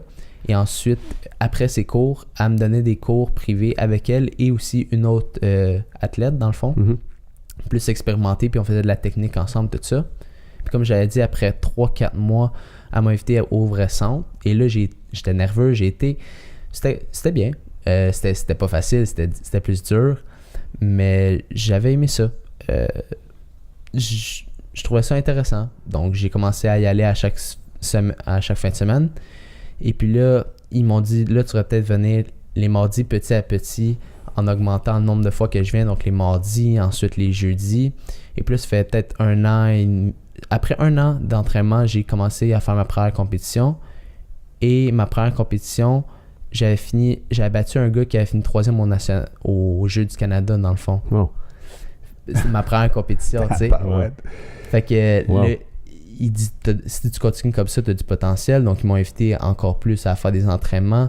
Donc, les vendredis, à faire de la gymnastique. Maintenant, les vendredis, je fais de la gymnastique. Ah oui, hein, comme un gymnaste. Là. Ouais, comme un gymnaste. Donc, un cheval, le cheval, dans le fond, donc tu fais des ciseaux ou les barres parallèles. Ça, c'est tough. Hein, c'est dur. Là, tu fais-tu les anneaux? Non, on fait pas les anneaux, par exemple. Avant, on les faisait peut-être une fois de temps en temps, mais on les fait plus vraiment. Maintenant, ça doit faire partie des entraînements les plus durs, honnêtement. Au niveau de la lutte, là, c'est un sport qui est pas mal complet. Là. Je veux dire, tout ton corps travaille. Là. Oui, tout. Mais vraiment, là. Puis il faut être flexible aussi. Ouais. Moi, c'est un petit peu ma bête noire un peu, là, la flexibilité là. Mais c'est important, si quelqu'un a ta jambe, que s'il l'amène haut dans les airs, tu peux se résister à mettre... tu vas pas tomber directement ou des affaires comme ça, donc c'est important. Là. Qu'est-ce qui t'a attiré ou qu'est-ce que t'aimes de ce sport-là? Qu'est-ce qui a fait en sorte que tu t'es dit, wow, attends un peu, là, j'ai mis les pieds dans quelque chose qui est vraiment le fun, là. Honnêtement, pas pour rien enlever du sport du karting, mais des fois que j'aimais pas, c'est que peu importe le nombre d'heures que tu t'entraînais et tout ça, des fois, ça reflétait pas exactement les résultats. Les résultats reflétaient pas vraiment le nombre d'heures que tu avais passé à t'entraîner. Pourquoi? À cause de l'équipement? À cause que des fois, tu vas t'entraîner tout plein d'heures à cette piste-là, mais ensuite, dans 2 semaines, tu t'en vas aux États-Unis, puis c'est une piste totalement différente. Puis il y a tellement d'impondérables. Il y a tellement de choses qui peuvent arriver. Donc là, quand j'ai commencé la lutte, que j'aimais, c'est que plus je m'entraînais, plus je voyais les résultats. Plus en contrôle. Donc, si moi, je me mettais plus dans le sport, donc comme je disais, je m'entraînais plus, tout ça, j'arrivais aux compétitions, puis je voyais tous les changements. Je voyais quand, mettons, je tirais la personne vers le bas, elle tombait vers le bas, ou des affaires comme ça. Donc, toutes les choses que je voyais, que je pratiquais en pratique, se passaient vraiment au tournoi. Tandis que quand j'étais au karting, quand je pratiquais à faire des tours autour d'une piste... Un élément hasard, là, qui embarque toujours. C'est sûr, il y a un peu de chance d'un fois aussi, là, tu sais... c'est ça, mais non, c'est vrai que là, c'est toi contre un autre. Mais il y a un facteur. Moi, j'ai des amis là, qui ont commencé à faire de la boxe là, pour le fun. Là, puis il y en a un qui est là-dedans, Stéphane, qui va faire un show mardi soir le 4 décembre. Puis Steph, c'est un gars, genre, il mesure, d'après moi, 6 pieds 4. Il pèse 225, mettons, je dis peut-être n'importe quoi. Mais en tout cas, il est assez bâti. Quand tu le vois, Stéphane, tu fais comme, oh boy, j'aimerais pas ça être dans les rings avec lui. Fait que là, j'ai dit, puis t'es-tu prêt, tu sais, pour ton match de boxe? Il a la chienne en tabarouette parce qu'il dit, ouais, mais l'autre bord, le gars, il a mon poids aussi, là, tu sais. Ouais. Puis là, il y a un stress énorme, puis on s'entend, lui, il fait juste ça pour son plaisir, là. Mais ceux qui font ça de façon professionnelle, tu sais que la personne de l'autre bord, elle veut comme t'arracher la tête, ou en tout cas, elle veut te faire mal, puis elle veut autant que toi gagner, là, c'est clair. Il y a un stress quand même quand tu embarques dans... Comment tu appelles ça? C'est pas un arène de boxe, ça? Un matelas, là. On appelle... Un tatami? Non, comment on appelle ça? Honnêtement, on appelle juste ça un matelas. C'est un cercle? Ouais, dans le fond, il y a un gros cercle. Si tu step out du gros cercle, c'est 1 point pour l'autre personne. Si tu amènes la personne... Dans le fond, le règlement, c'est... Oui, c'est ça. J'étais curieux, là. Si une personne se fait pousser dehors, c'est 1 point pour l'adversaire.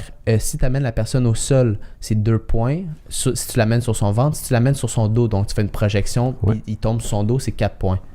Puis à chaque fois, quand tu es sur la personne par terre, parce que ça continue par terre, là, quand tu es dessus, et à chaque fois que tu le tournes, admettons, si son épaule passe 90 degrés, c'est 2 points pour toi. Okay. Et puis là, c'est 2 rounds de 3 minutes. Donc, tu peux soit le battre par point, par tech. Donc, si tu le bats par 10 points, donc tu es juste considéré meilleur que l'adversaire, ou par pin. C'est comme un KO, dans le fond, un pin. Un pin, c'est comme un KO. C'est comme un KO, c'est quand ces 2 épaules touchent le sol pendant comme 5 secondes environ. Là, ça finit là. Là, ça finit là. Même si tu perdais 8-0 et tu réussis à faire un move, puis tu te tiens sur ces 2 épaules, sur ces 2 omoplates sur le sol, le seul point qui se rapproche finalement de la WWF, c'est le pin, mais encore là, vous autres, c'est un pin de 5 secondes, les autres, c'est un pin de 3. C'est 3 secondes. L'arbitre compte jusqu'à 3. C'est pas exactement 5 secondes, mais faut que tu aies de l'air en contrôle. Il est immobilisé. Il est immobilisé, il faut que tu aies l'air en contrôle. Mais tu sais, ce que je voulais dire, c'est qu'il y a un stress quand même. Ce gars-là, tu le connais pas, mais tu l'as étudié. L'adversaire... T'as toujours, moi je me dis, quand t'arrives sur un matelas, faut toujours t'avoir le respect pour l'autre personne parce qu'il y a quand même, il se monte quand même sur le matelas, là, dans le fond, là, même si puis c'est pas le meilleur lutteur, il va se battre contre toi. Là, pour moi, c'est pour ça que tout le monde qui embarque sur le matelas a mon respect en même temps parce que même si t'es stressé, tout ça, il va quand même sur le matelas. Là.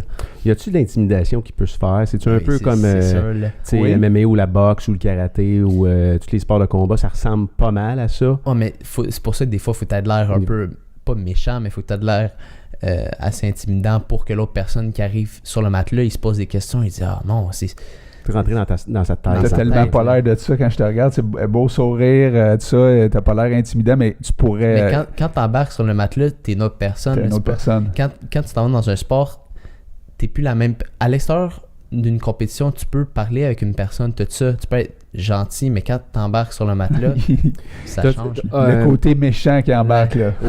Au karaté, t'as fait des compétitions, tu disais tantôt, plus de touch ou de points. Avec de l'impact, tu n'as jamais fait de compétition de karaté à l'impact ou de full combat, non, c'est pas quelque chose de fait.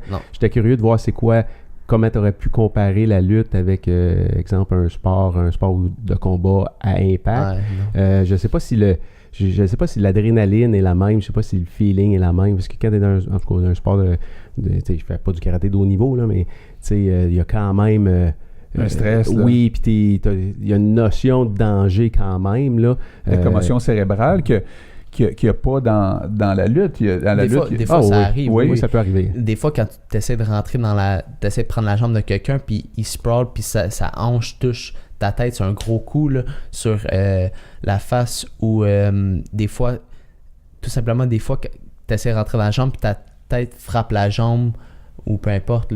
T'as-tu déjà arrivé? T'as-tu déjà eu une commotion cérébrale? Non. J'ai eu aucune... Qu'est-ce que t'as dans le front? Hein? T'as une cicatrice? Là, j'ai une cicatrice. De matelas, ça? Ou, c'est quoi? Ouais, ben c'est quand, mettons, la tête frotte avec une autre tête. Là, c'est que ça doit faire mal, ça. ou sur le singlet, dans le fond, on va le voir dans la vidéo, là, mais les... Je vais le partir, veux-tu que je le parte, moi? Ouais, bon, Ah ouais, donc, ben ouais. ça, c'était au Jeux du Canada, non? Ça fait pas longtemps, ça. Ça fait 1 an. Fait que là, décris ce qui se passe un peu, là, c'est... Dans le fond, moi, je suis en bleu dans cette vidéo-là, avec le maillot du Québec. Malheureusement, j'ai perdu ce match-là. C'était un bon lutteur, mais j'ai relutté ce lutteur-là, puis finalement, le score a fini égal. Mais vu que c'était la dernière personne qui a scoré, c'est lui qui a gagné, mais j'ai eu quand même un gros... juste le mot improvement, là, mais une grosse amélioration, là, dans le fond. Là. Ouais. Mais finalement, lui, c'était la personne qui a gagné ce jeu du Canada là. Donc j'avais perdu ce match là et ensuite je me retrouvais en bronze et j'ai gagné le match. Ça a été tourné récemment? Voilà un an. My God. C'est incroyable. La vitesse aussi des mouvements. Oui. Là. Comme ça va être un pin, mettons. Ah. Oui, traverser les épaules My comme ça. God, man. C'est-tu quoi? T'es fait fort en tabarouette. C'est incroyable. Là, tu deviens un peu un adversaire redoutable là, pour les gens qui t'affrontent. Là, ils doivent se dire « Ah non, c'est que là, je vais affronter Nathalie. Quentin, je vais être dans la merde. » Ouais, ben, c'est sûr que quand tu commences à gagner des compétitions et personne te reconnaît plus, je veux dire. Et c'est sûr que ça doit rentrer un peu dans leur tête. Ah, lui, il a gagné cette compétition-là. Tout ça, c'est sûr que ça leur joue dans la tête.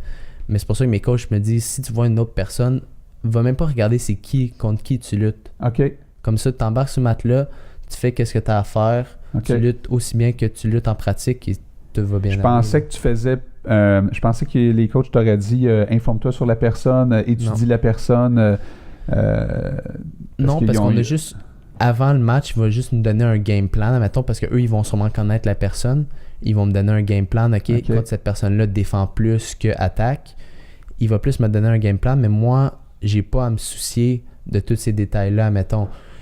Ils vont juste me dire qu'est-ce que j'ai à faire, puis je fais juste le suivre. Dans le fond, ils ont assez confiance en tous nos entraînements qu'on a fait. Donc, moi, quand je lutte avec des seniors, dans le fond, je lutte avec des personnes 6 ans plus vieux que moi, puis qui ont fini, qui sont champions canadiens, tout ça, puis que c'est pas proche, mais je suis capable de défendre contre eux, fait qu'ils ont assez confiance que je suis capable de défendre contre d'autres personnes. Fait que en entraînement, tu t'entraînes avec des gars de 24, 25 ans. Ouais, des fois, je vais même...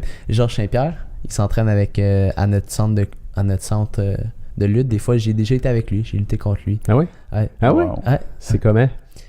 Ben, je lutte pas. On est-tu respectueux? On est-tu... qu'est-ce qu'on fait non, mais quand on lutte contre Georges? Ah non, mais c'est sûr qu'il c'est un top athlète, là, Georges. Là. Mais je lutte pas nécessairement contre lui. Lui, il rentre dans mes jambes. Donc, moi, je dois juste défendre. Moi, je peux pas d'attaquer sur lui. Il réussit à rentrer dans mes jambes, c'est sûr. Il est plus... il est mieux bâti, tout ça. Il y a ça aussi qui rentre là-dedans, mais il est bon. Là, il a un bon timing. Tout ça, c'est un athlète naturel. Il est rapide, là. Puis ça fait longtemps aussi qu'en fait, c'est un peu son arme secrète, là, moi, je dirais. Là. Il fait souvent de la lutte. Il vient 2 fois semaine environ faire de la lutte. Juste tu le crois souvent, là. Tu le vois. Ouais, j'ai eu des discussions avec, là.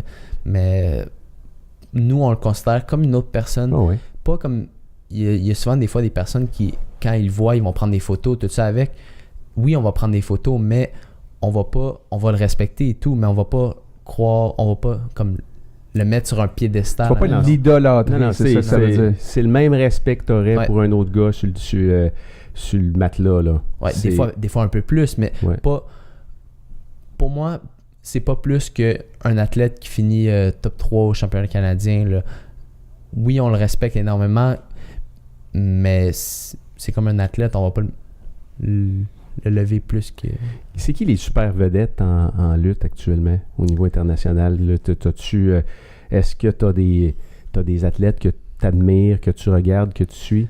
Oui, ben c'est sûr qu'on en a tous. Quand on est dans un sport, on a tout le temps un athlète idole, mais il y en a plusieurs, disons. Là.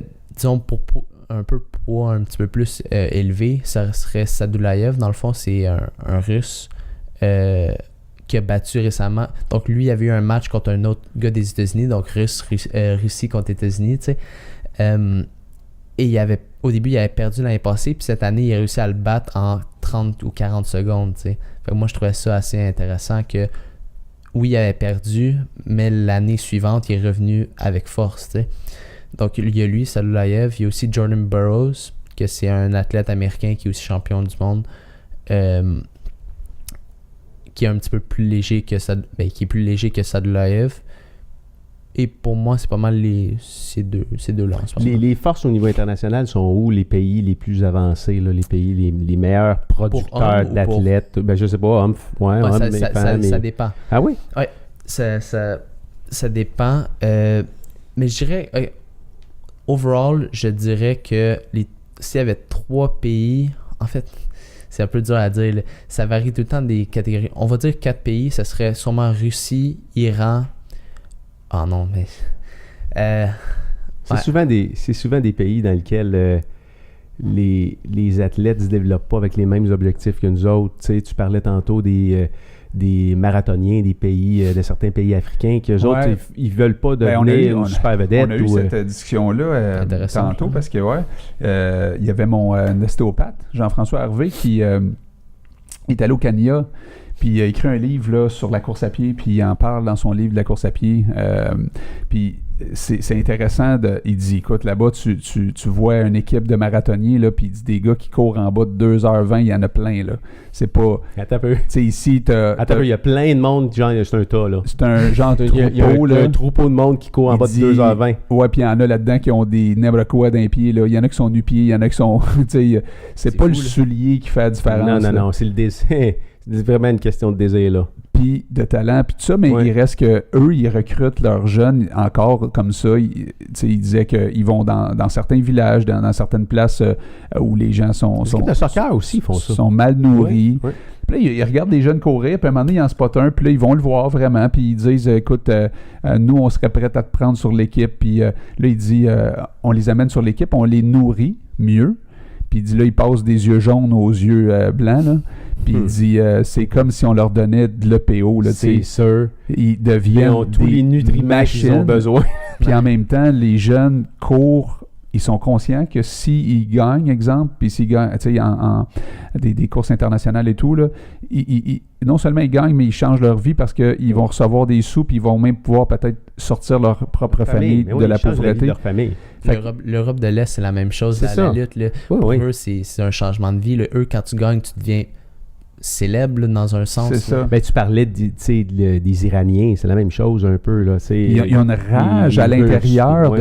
Puis je parle souvent de ça avec des jeunes athlètes ici au Québec parce qu'on s'entend ici, on n'a pas de problème de malnutrition, tout ça. On a même des problèmes de trop manger. Mais comment un athlète comme toi, Nathaël, qui a du talent, là, visiblement, à faire ce sport-là, et là, tu vas te mettre en contact de plus en plus avec ce genre d'athlètes-là, qui ont une espèce de rage de gagner parce que tu sais que les autres, ils veulent changer leur vie, alors que tu baignes dans un bel environnement ici au Québec, etc. Comment tu vois ça, toi? Comment je compte rivaliser? Voilà, mais comment je compte rivaliser? Moi, le Russe qui arrive devant toi. Qui veut t'arracher la tête parce que lui, il veut gagner. Lui, il n'est pas juste là pour, tu sais, à quelque part, gagner en compétition. Lui, il veut changer sa vie. Là. Lui, il a faim. Là.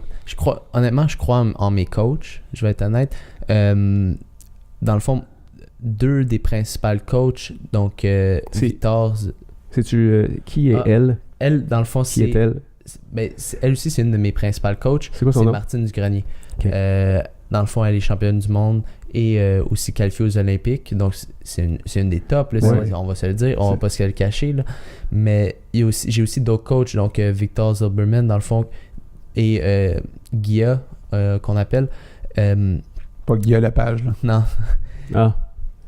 Non, mais il fait de la lutte, Guilla. Tu savais pas? Puis... dans le fond, c'est des personnes de l'Europe de l'Est eux aussi. Et ils ont vécu le même environnement que les Russes ou tout ça ont vécu. Donc, et ils ont bien performé aussi. Fait que je crois en mes coachs, comment eux, ils font les pratiques et tout ça. Je crois en eux pour que ça m'apporte au niveau... Au niveau technique, au même niveau que eux autres. Au même niveau que eux et même peut-être plus haut pour que je rivalise avec. Fait que le restant, c'est entre tes 2 oreilles puis dans tes tripes. Mais des fois, on a aussi des fois, il nous prend, puis on va avoir des discussions en groupe, dans le fond, comment lui, il pense d'une certaine... Il va lire un article, il va dire, lui, qu'est-ce qu'il en pense, comment l'athlète, il pensait, comment lui, ils interprètent ça et comment nous, on interprète ça. Puis des fois, ils nous montrent une certaine vue qu'on n'aurait pas vue avec... Donc, il y a un travail quand même, je vois là qu'il y a un travail pour t'aider au niveau mental beaucoup. Ouais. C'est un sport finalement qui exige beaucoup physiquement, mais qui doit aussi exiger énormément mentalement.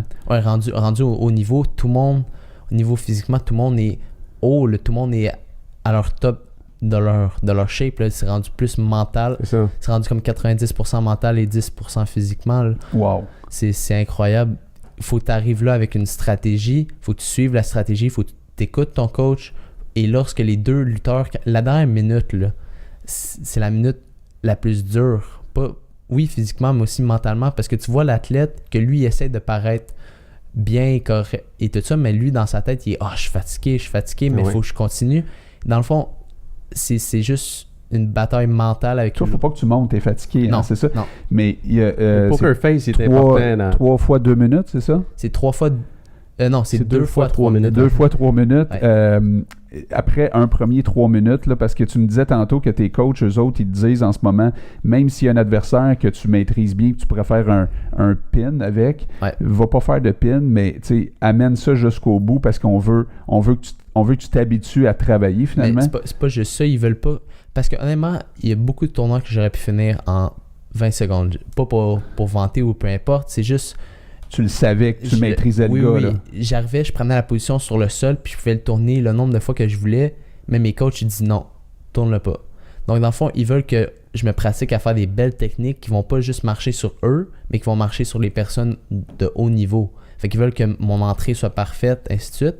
Et ils veulent aussi que j'utilise toutes les minutes d'un match pour... Dans le fond, ils veulent me rendre la vie plus difficile dans les matchs plus faciles. Ben oui. Ils veulent t'endurcir. Pour m'endurcir. Non, puis tirer le maximum de ce que tu peux tirer de ce combat-là, pareil. Puis justement, de travailler ton aspect, j'ai pas l'air fatigué, parce que après 3 minutes, c'est intense en tabarouette, là, ce que vous faites, là. Tu sais, je sais que des fois, t'es en dehors, fait que là tu reviens, tout ça, là, mais c'est un 3 minutes hyper intense. Là. Je sais pas. Chamaille-toi avec ton gars de je me suis déjà chamaillé pendant 30 secondes. Là, je peux plus parce qu'il est trop fort. Là. Non, mais pas essouffler un peu. Là, vous le faites pendant 3 minutes à fond la caisse. Des étoiles, à un moment donné, Mais ça a déjà arrivé que, comme moi, mon 3e tournoi, c'était le championnat canadien encore. Donc, j'ai commencé avec un gros tournoi et j'ai eu comme 7 matchs en une journée. Mais moi, ça m'était jamais arrivé. Là. Après le premier match qui était dur pour moi, je suis arrivé là et j'ai fait « Mais comment est-ce qu'ils font? » C'est ça. C'est là où le mental, il va embarquer vraiment. Parce que dans le fond, vous êtes tous un peu sur le même pied d'égalité. Là. Si tu en fais 7, tu ne seras pas le seul à en faire 7. Il va y en avoir d'autres qui vont faire le 7. Là, mais c'est là où, dans la tête, il faut que tu sois fort dans ces moments-là. Puis le corps humain, il est tellement fait fort. Je parlais de ça hier avec un cycliste, Simon Pierre, qui a déjà été de haut niveau. Puis on a exposé les jeunes à un cycliste de renommée ici qui habite à Montréal qui s'appelle James Piccoli. Puis ce gars-là, il a recommencé le vélo à 21 ans. Imagine-toi, puis je vais essayer de l'avoir ici à un moment donné. Là, c'est vraiment une histoire intéressante parce qu'il a fait du vélo 11-12 ans, il a arrêté, il a joué au hockey, il a recommencé le vélo à 21 ans. Puis il est devenu pro par lui-même. Tu sais, il s'est entraîné par lui-même. Il était indépendant. Il n'était même pas dans un club. Bref, il s'est fait recruter par une équipe américaine. Puis là, il est pro. Puis lui, il explique. Là, il y avait dans la salle, il y avait des juniors qui avaient comme 16, 17, 18. Puis tu avais des cadets. Puis tu avais des minimes. Puis tu avais tous les jeunes, là, de 6 ans à 18 ans. Puis les juniors, il me disait, quand tu arrives junior, tu penses que tu es rendu à un niveau vraiment très élevé. Là, puis c'est vrai, là, parce qu'un junior va faire jusqu'à, mettons, 15-20 000 km par année de vélo. Là. Puis ils sont forts, les juniors, puis ils sont très bons, puis tout ça. Puis là, James, lui, il arrive, puis il commence à se faire poser des questions. Une petite fille de 6 ans dit « Combien de kilomètres vous faites par semaine? » Il dit « 1000. 1000 kilomètres par semaine. » Là, il y a un autre. « C'est quoi le plus gros dénivelé que tu as fait dans une journée? » 8800, il a monté 75 fois le Mont-Royal, ce qui équivaut 75 fois à l'Everest en dénivelé, dans une journée. En une journée. En une journée. Là, il se met à parler de ça, puis pourquoi vous faites ça? Tu sais? Oui, c'est ça. Ça, c'est la question. Il dit, j'aime tellement ça, tu comprends? Mais tout ça pour dire que j'ai regardé la phase des juniors, qui, eux, dans leur tête, sont vraiment rendus à un niveau très, très élevé. Tu sais, par rapport à tous les jeunes qui sont là, c'est les tops. Je leur regardais à la phase, les gars. Puis là, j'ai jasé avec un junior récemment, Nicolas, que j'ai vu. Je dis, comment tu as réagi quand tu l'as écouté, James? Il dit, dans le sport, c'est toujours comme ça. Oui. Plus tu montes, plus tu t'aperçois qu'il y a une autre montagne, il y a un autre mont Everest à accomplir. Mais Puis tu peux tout le temps être meilleur. Puis, à quelque part, c'est comme une course entre des individus à qui va devenir le meilleur le plus vite possible. Puis la c'est maturité, sans arrêt. Là. La maturité dans certains sports, tu sais, comme tu parlais de la gymnastique, je sais que c'est plus jeune, tout ça. Dans la lutte, il y a Le pic. Le pic, il est où à peu près? C'est à quel âge? Je dirais 24 environ, 25. C'est vieux, mais pas tant vieux. Fait que si on regarde ton pic, qui en fait, là, parce que là, t'as 18 ou t'as 19? J'ai dit... T'as Dans 18 6 ans, là. Fait que dans 6 ans, fait que t'as le temps de passer... t'as 2 shots pour les Olympiques avant d'atteindre ton pic. 2 shots? 2020, c'est quoi? 2020 Tokyo, c'est ça? On est où? Il y a 2020-2024. Ouais.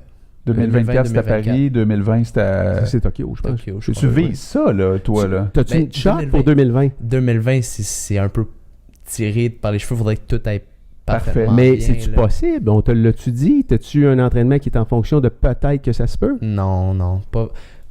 Parce que, normalement, pour se rendre aux Olympiques, il faut que tu sois senior. Et moi, ça va être ma première année junior. Donc, je suis encore jeune comparé aux athlètes. Qu'est-ce qui va être ta première année junior? Cette année? Cette année, c'est Ok. ma première année junior. Ok. Donc, l'année passée, j'ai fait un tournoi junior. Donc, l'année passée, j'avais même pas le droit, théoriquement, de faire un tournoi junior au championnat canadien, mais je l'ai quand même fait. J'ai pas fini tant bien, j'ai fini 6-7e, mais là, c'est supposé être ma première compétition junior. Là. Puis quand tu es revenu de cette compétition-là, tu t'es dit, OK, là, je vais mettre les bouchées de double, puis je vais Non, mais m'entraîner plus.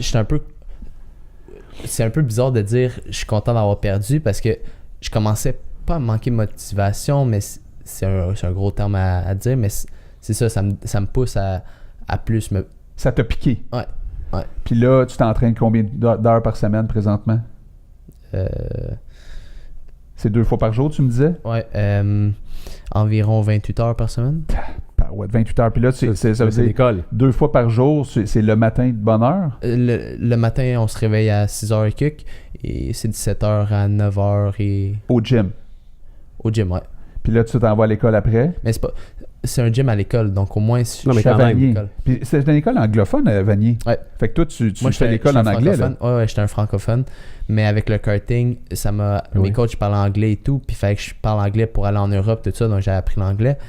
Puis là, j'ai décidé, mon équipe était aussi à Vanier. Donc fallait vraiment que j'apprenne bien l'anglais. Donc là, je suis quasiment bilingue, je pourrais dire. Ben ouais. Fait que C'est là, bon, ça? Oui.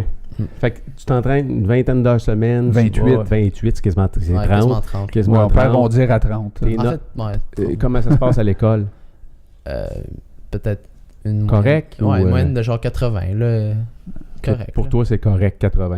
Ouais. OK. T'as-tu une blonde? Oui.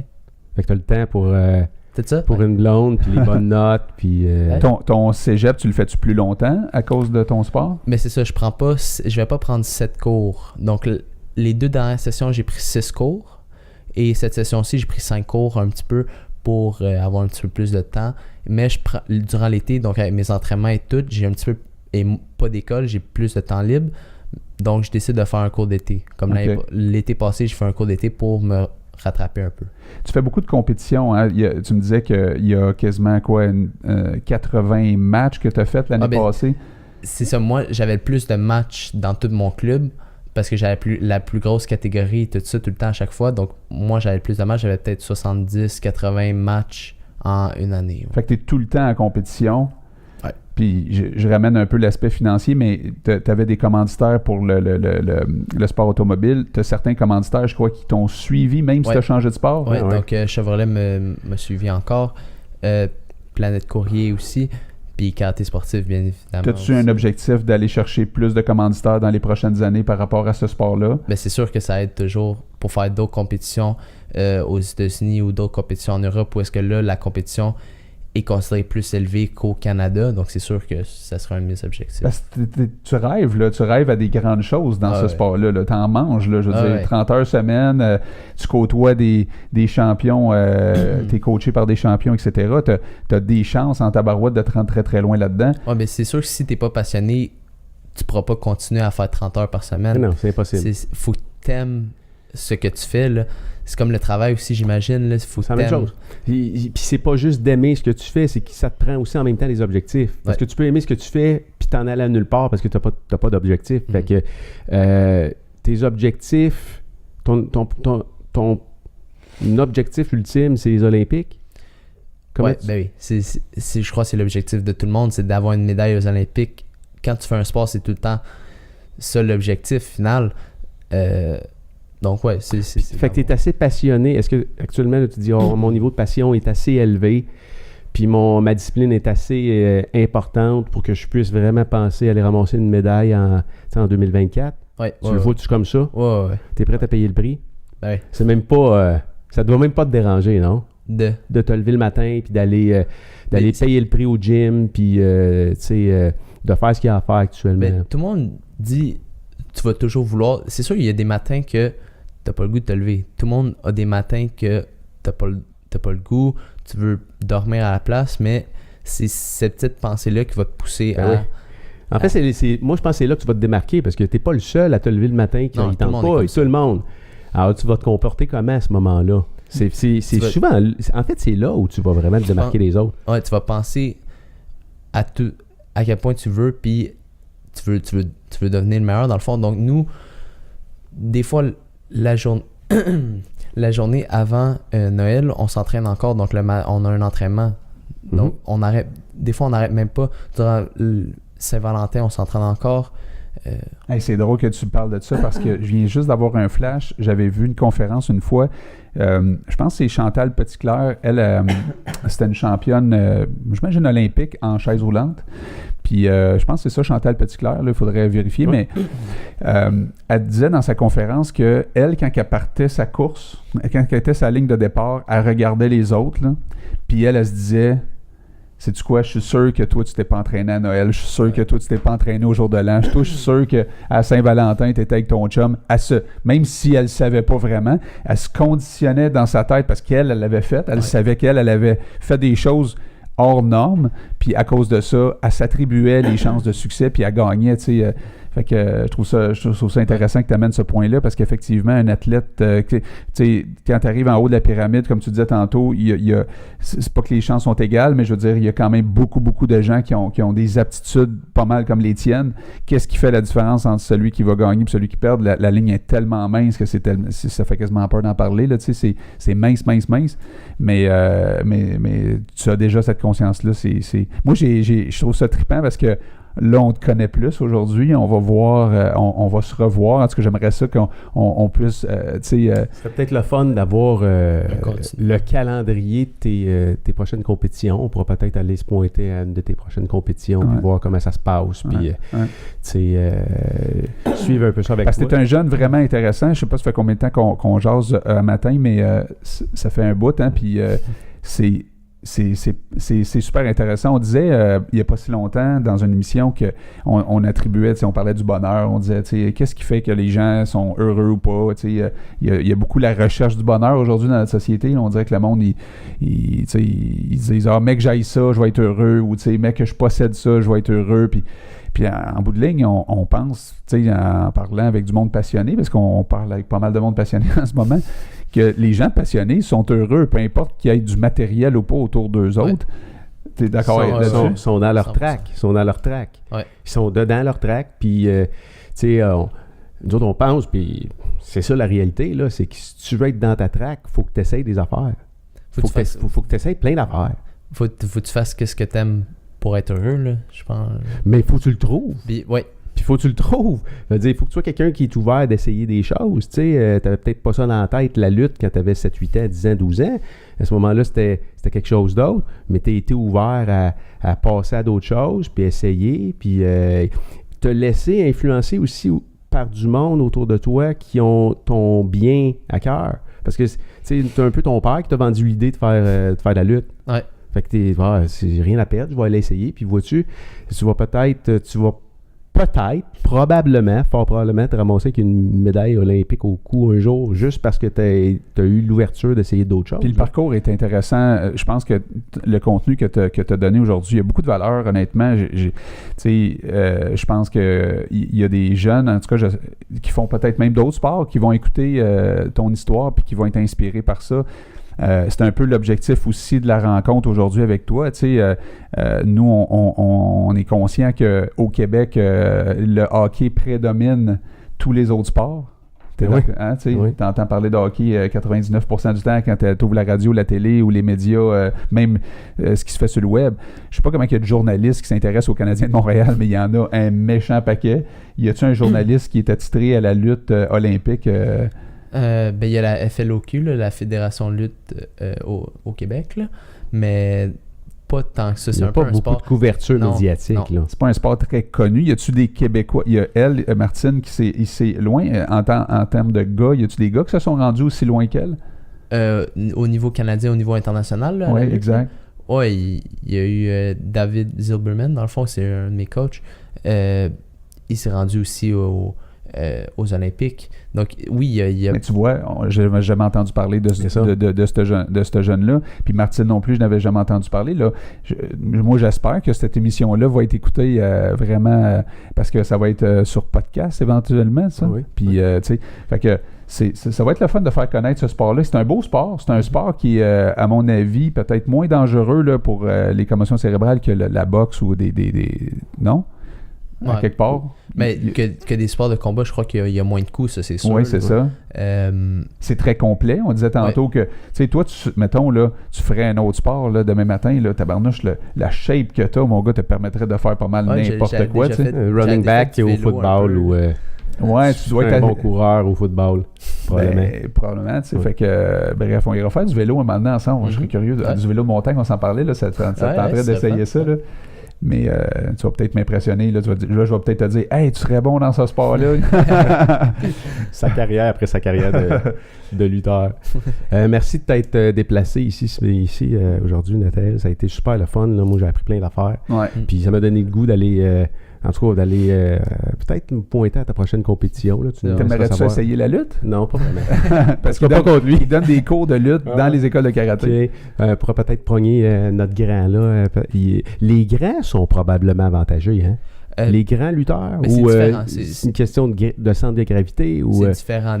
C'est sûr que la portée, les longs bras, ça aide. Là. Donc, si toi, tu es capable de te rendre à l'épaule de l'autre personne, puis que lui... Il peut seulement se rendre au bras, tu vas être plus fort normalement que lui, tu vas avoir une position meilleure, mais il y a toujours un counter, mettons, à une personne qui est plus grande, une personne qui est plus petite. Il y a tout le temps des tactiques que il y a des contre-mesures à n'importe quoi. Comment tu as trouvé ton entrevue? C'est-tu la première fois que tu exposes toute ta carrière d'athlète de 2 ans et demi t'es à l'aise? T'es à l'aise, t'es déjà prête à... T'es déjà prête à te retrouver avec des caméras d'en face. Tu te présentes très bien, tu parles très bien, honnêtement. Mais toi, t'as vécu ça comment aujourd'hui? C'était très le fun. C'était une expérience un peu différente des autres. Là. Mais on dirait qu'on fait juste parler. Mais en fait, c'est ça, dans le fond. C'était ça le but, là. Jaser. Ouais, mais c'est ça aussi que peut-être les interviews que j'avais déjà faites, peut-être ça l'a aidé aussi. Mais... Non, c'était vraiment le fun. Ouais. J'ai pas vu le temps passer, là, disons. C'est ça, pareil. Hein? Ouais. Là, je commence à avoir soif, par exemple. J'ai pas eu d'eau depuis tantôt. Ouais, c'est ça, lui, là, j'ai dit crème. Je pense qu'on est en train de faire de la déshydratation. On est en train de couper le poids, descendre de 2 catégories pendant l'entrevue. J'ai perdu 2 livres, moi. Juste à l'écouter. Merci les gars, c'était bien le fun. Yes. Merci à Régie. Merci. Salut tout le monde. Flore.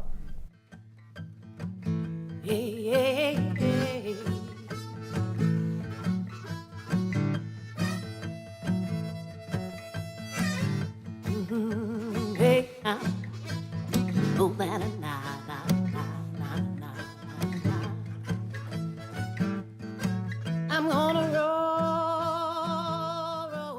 down. Hit it! That's what I'm talking about. Wait! Okay, now, from the beginning.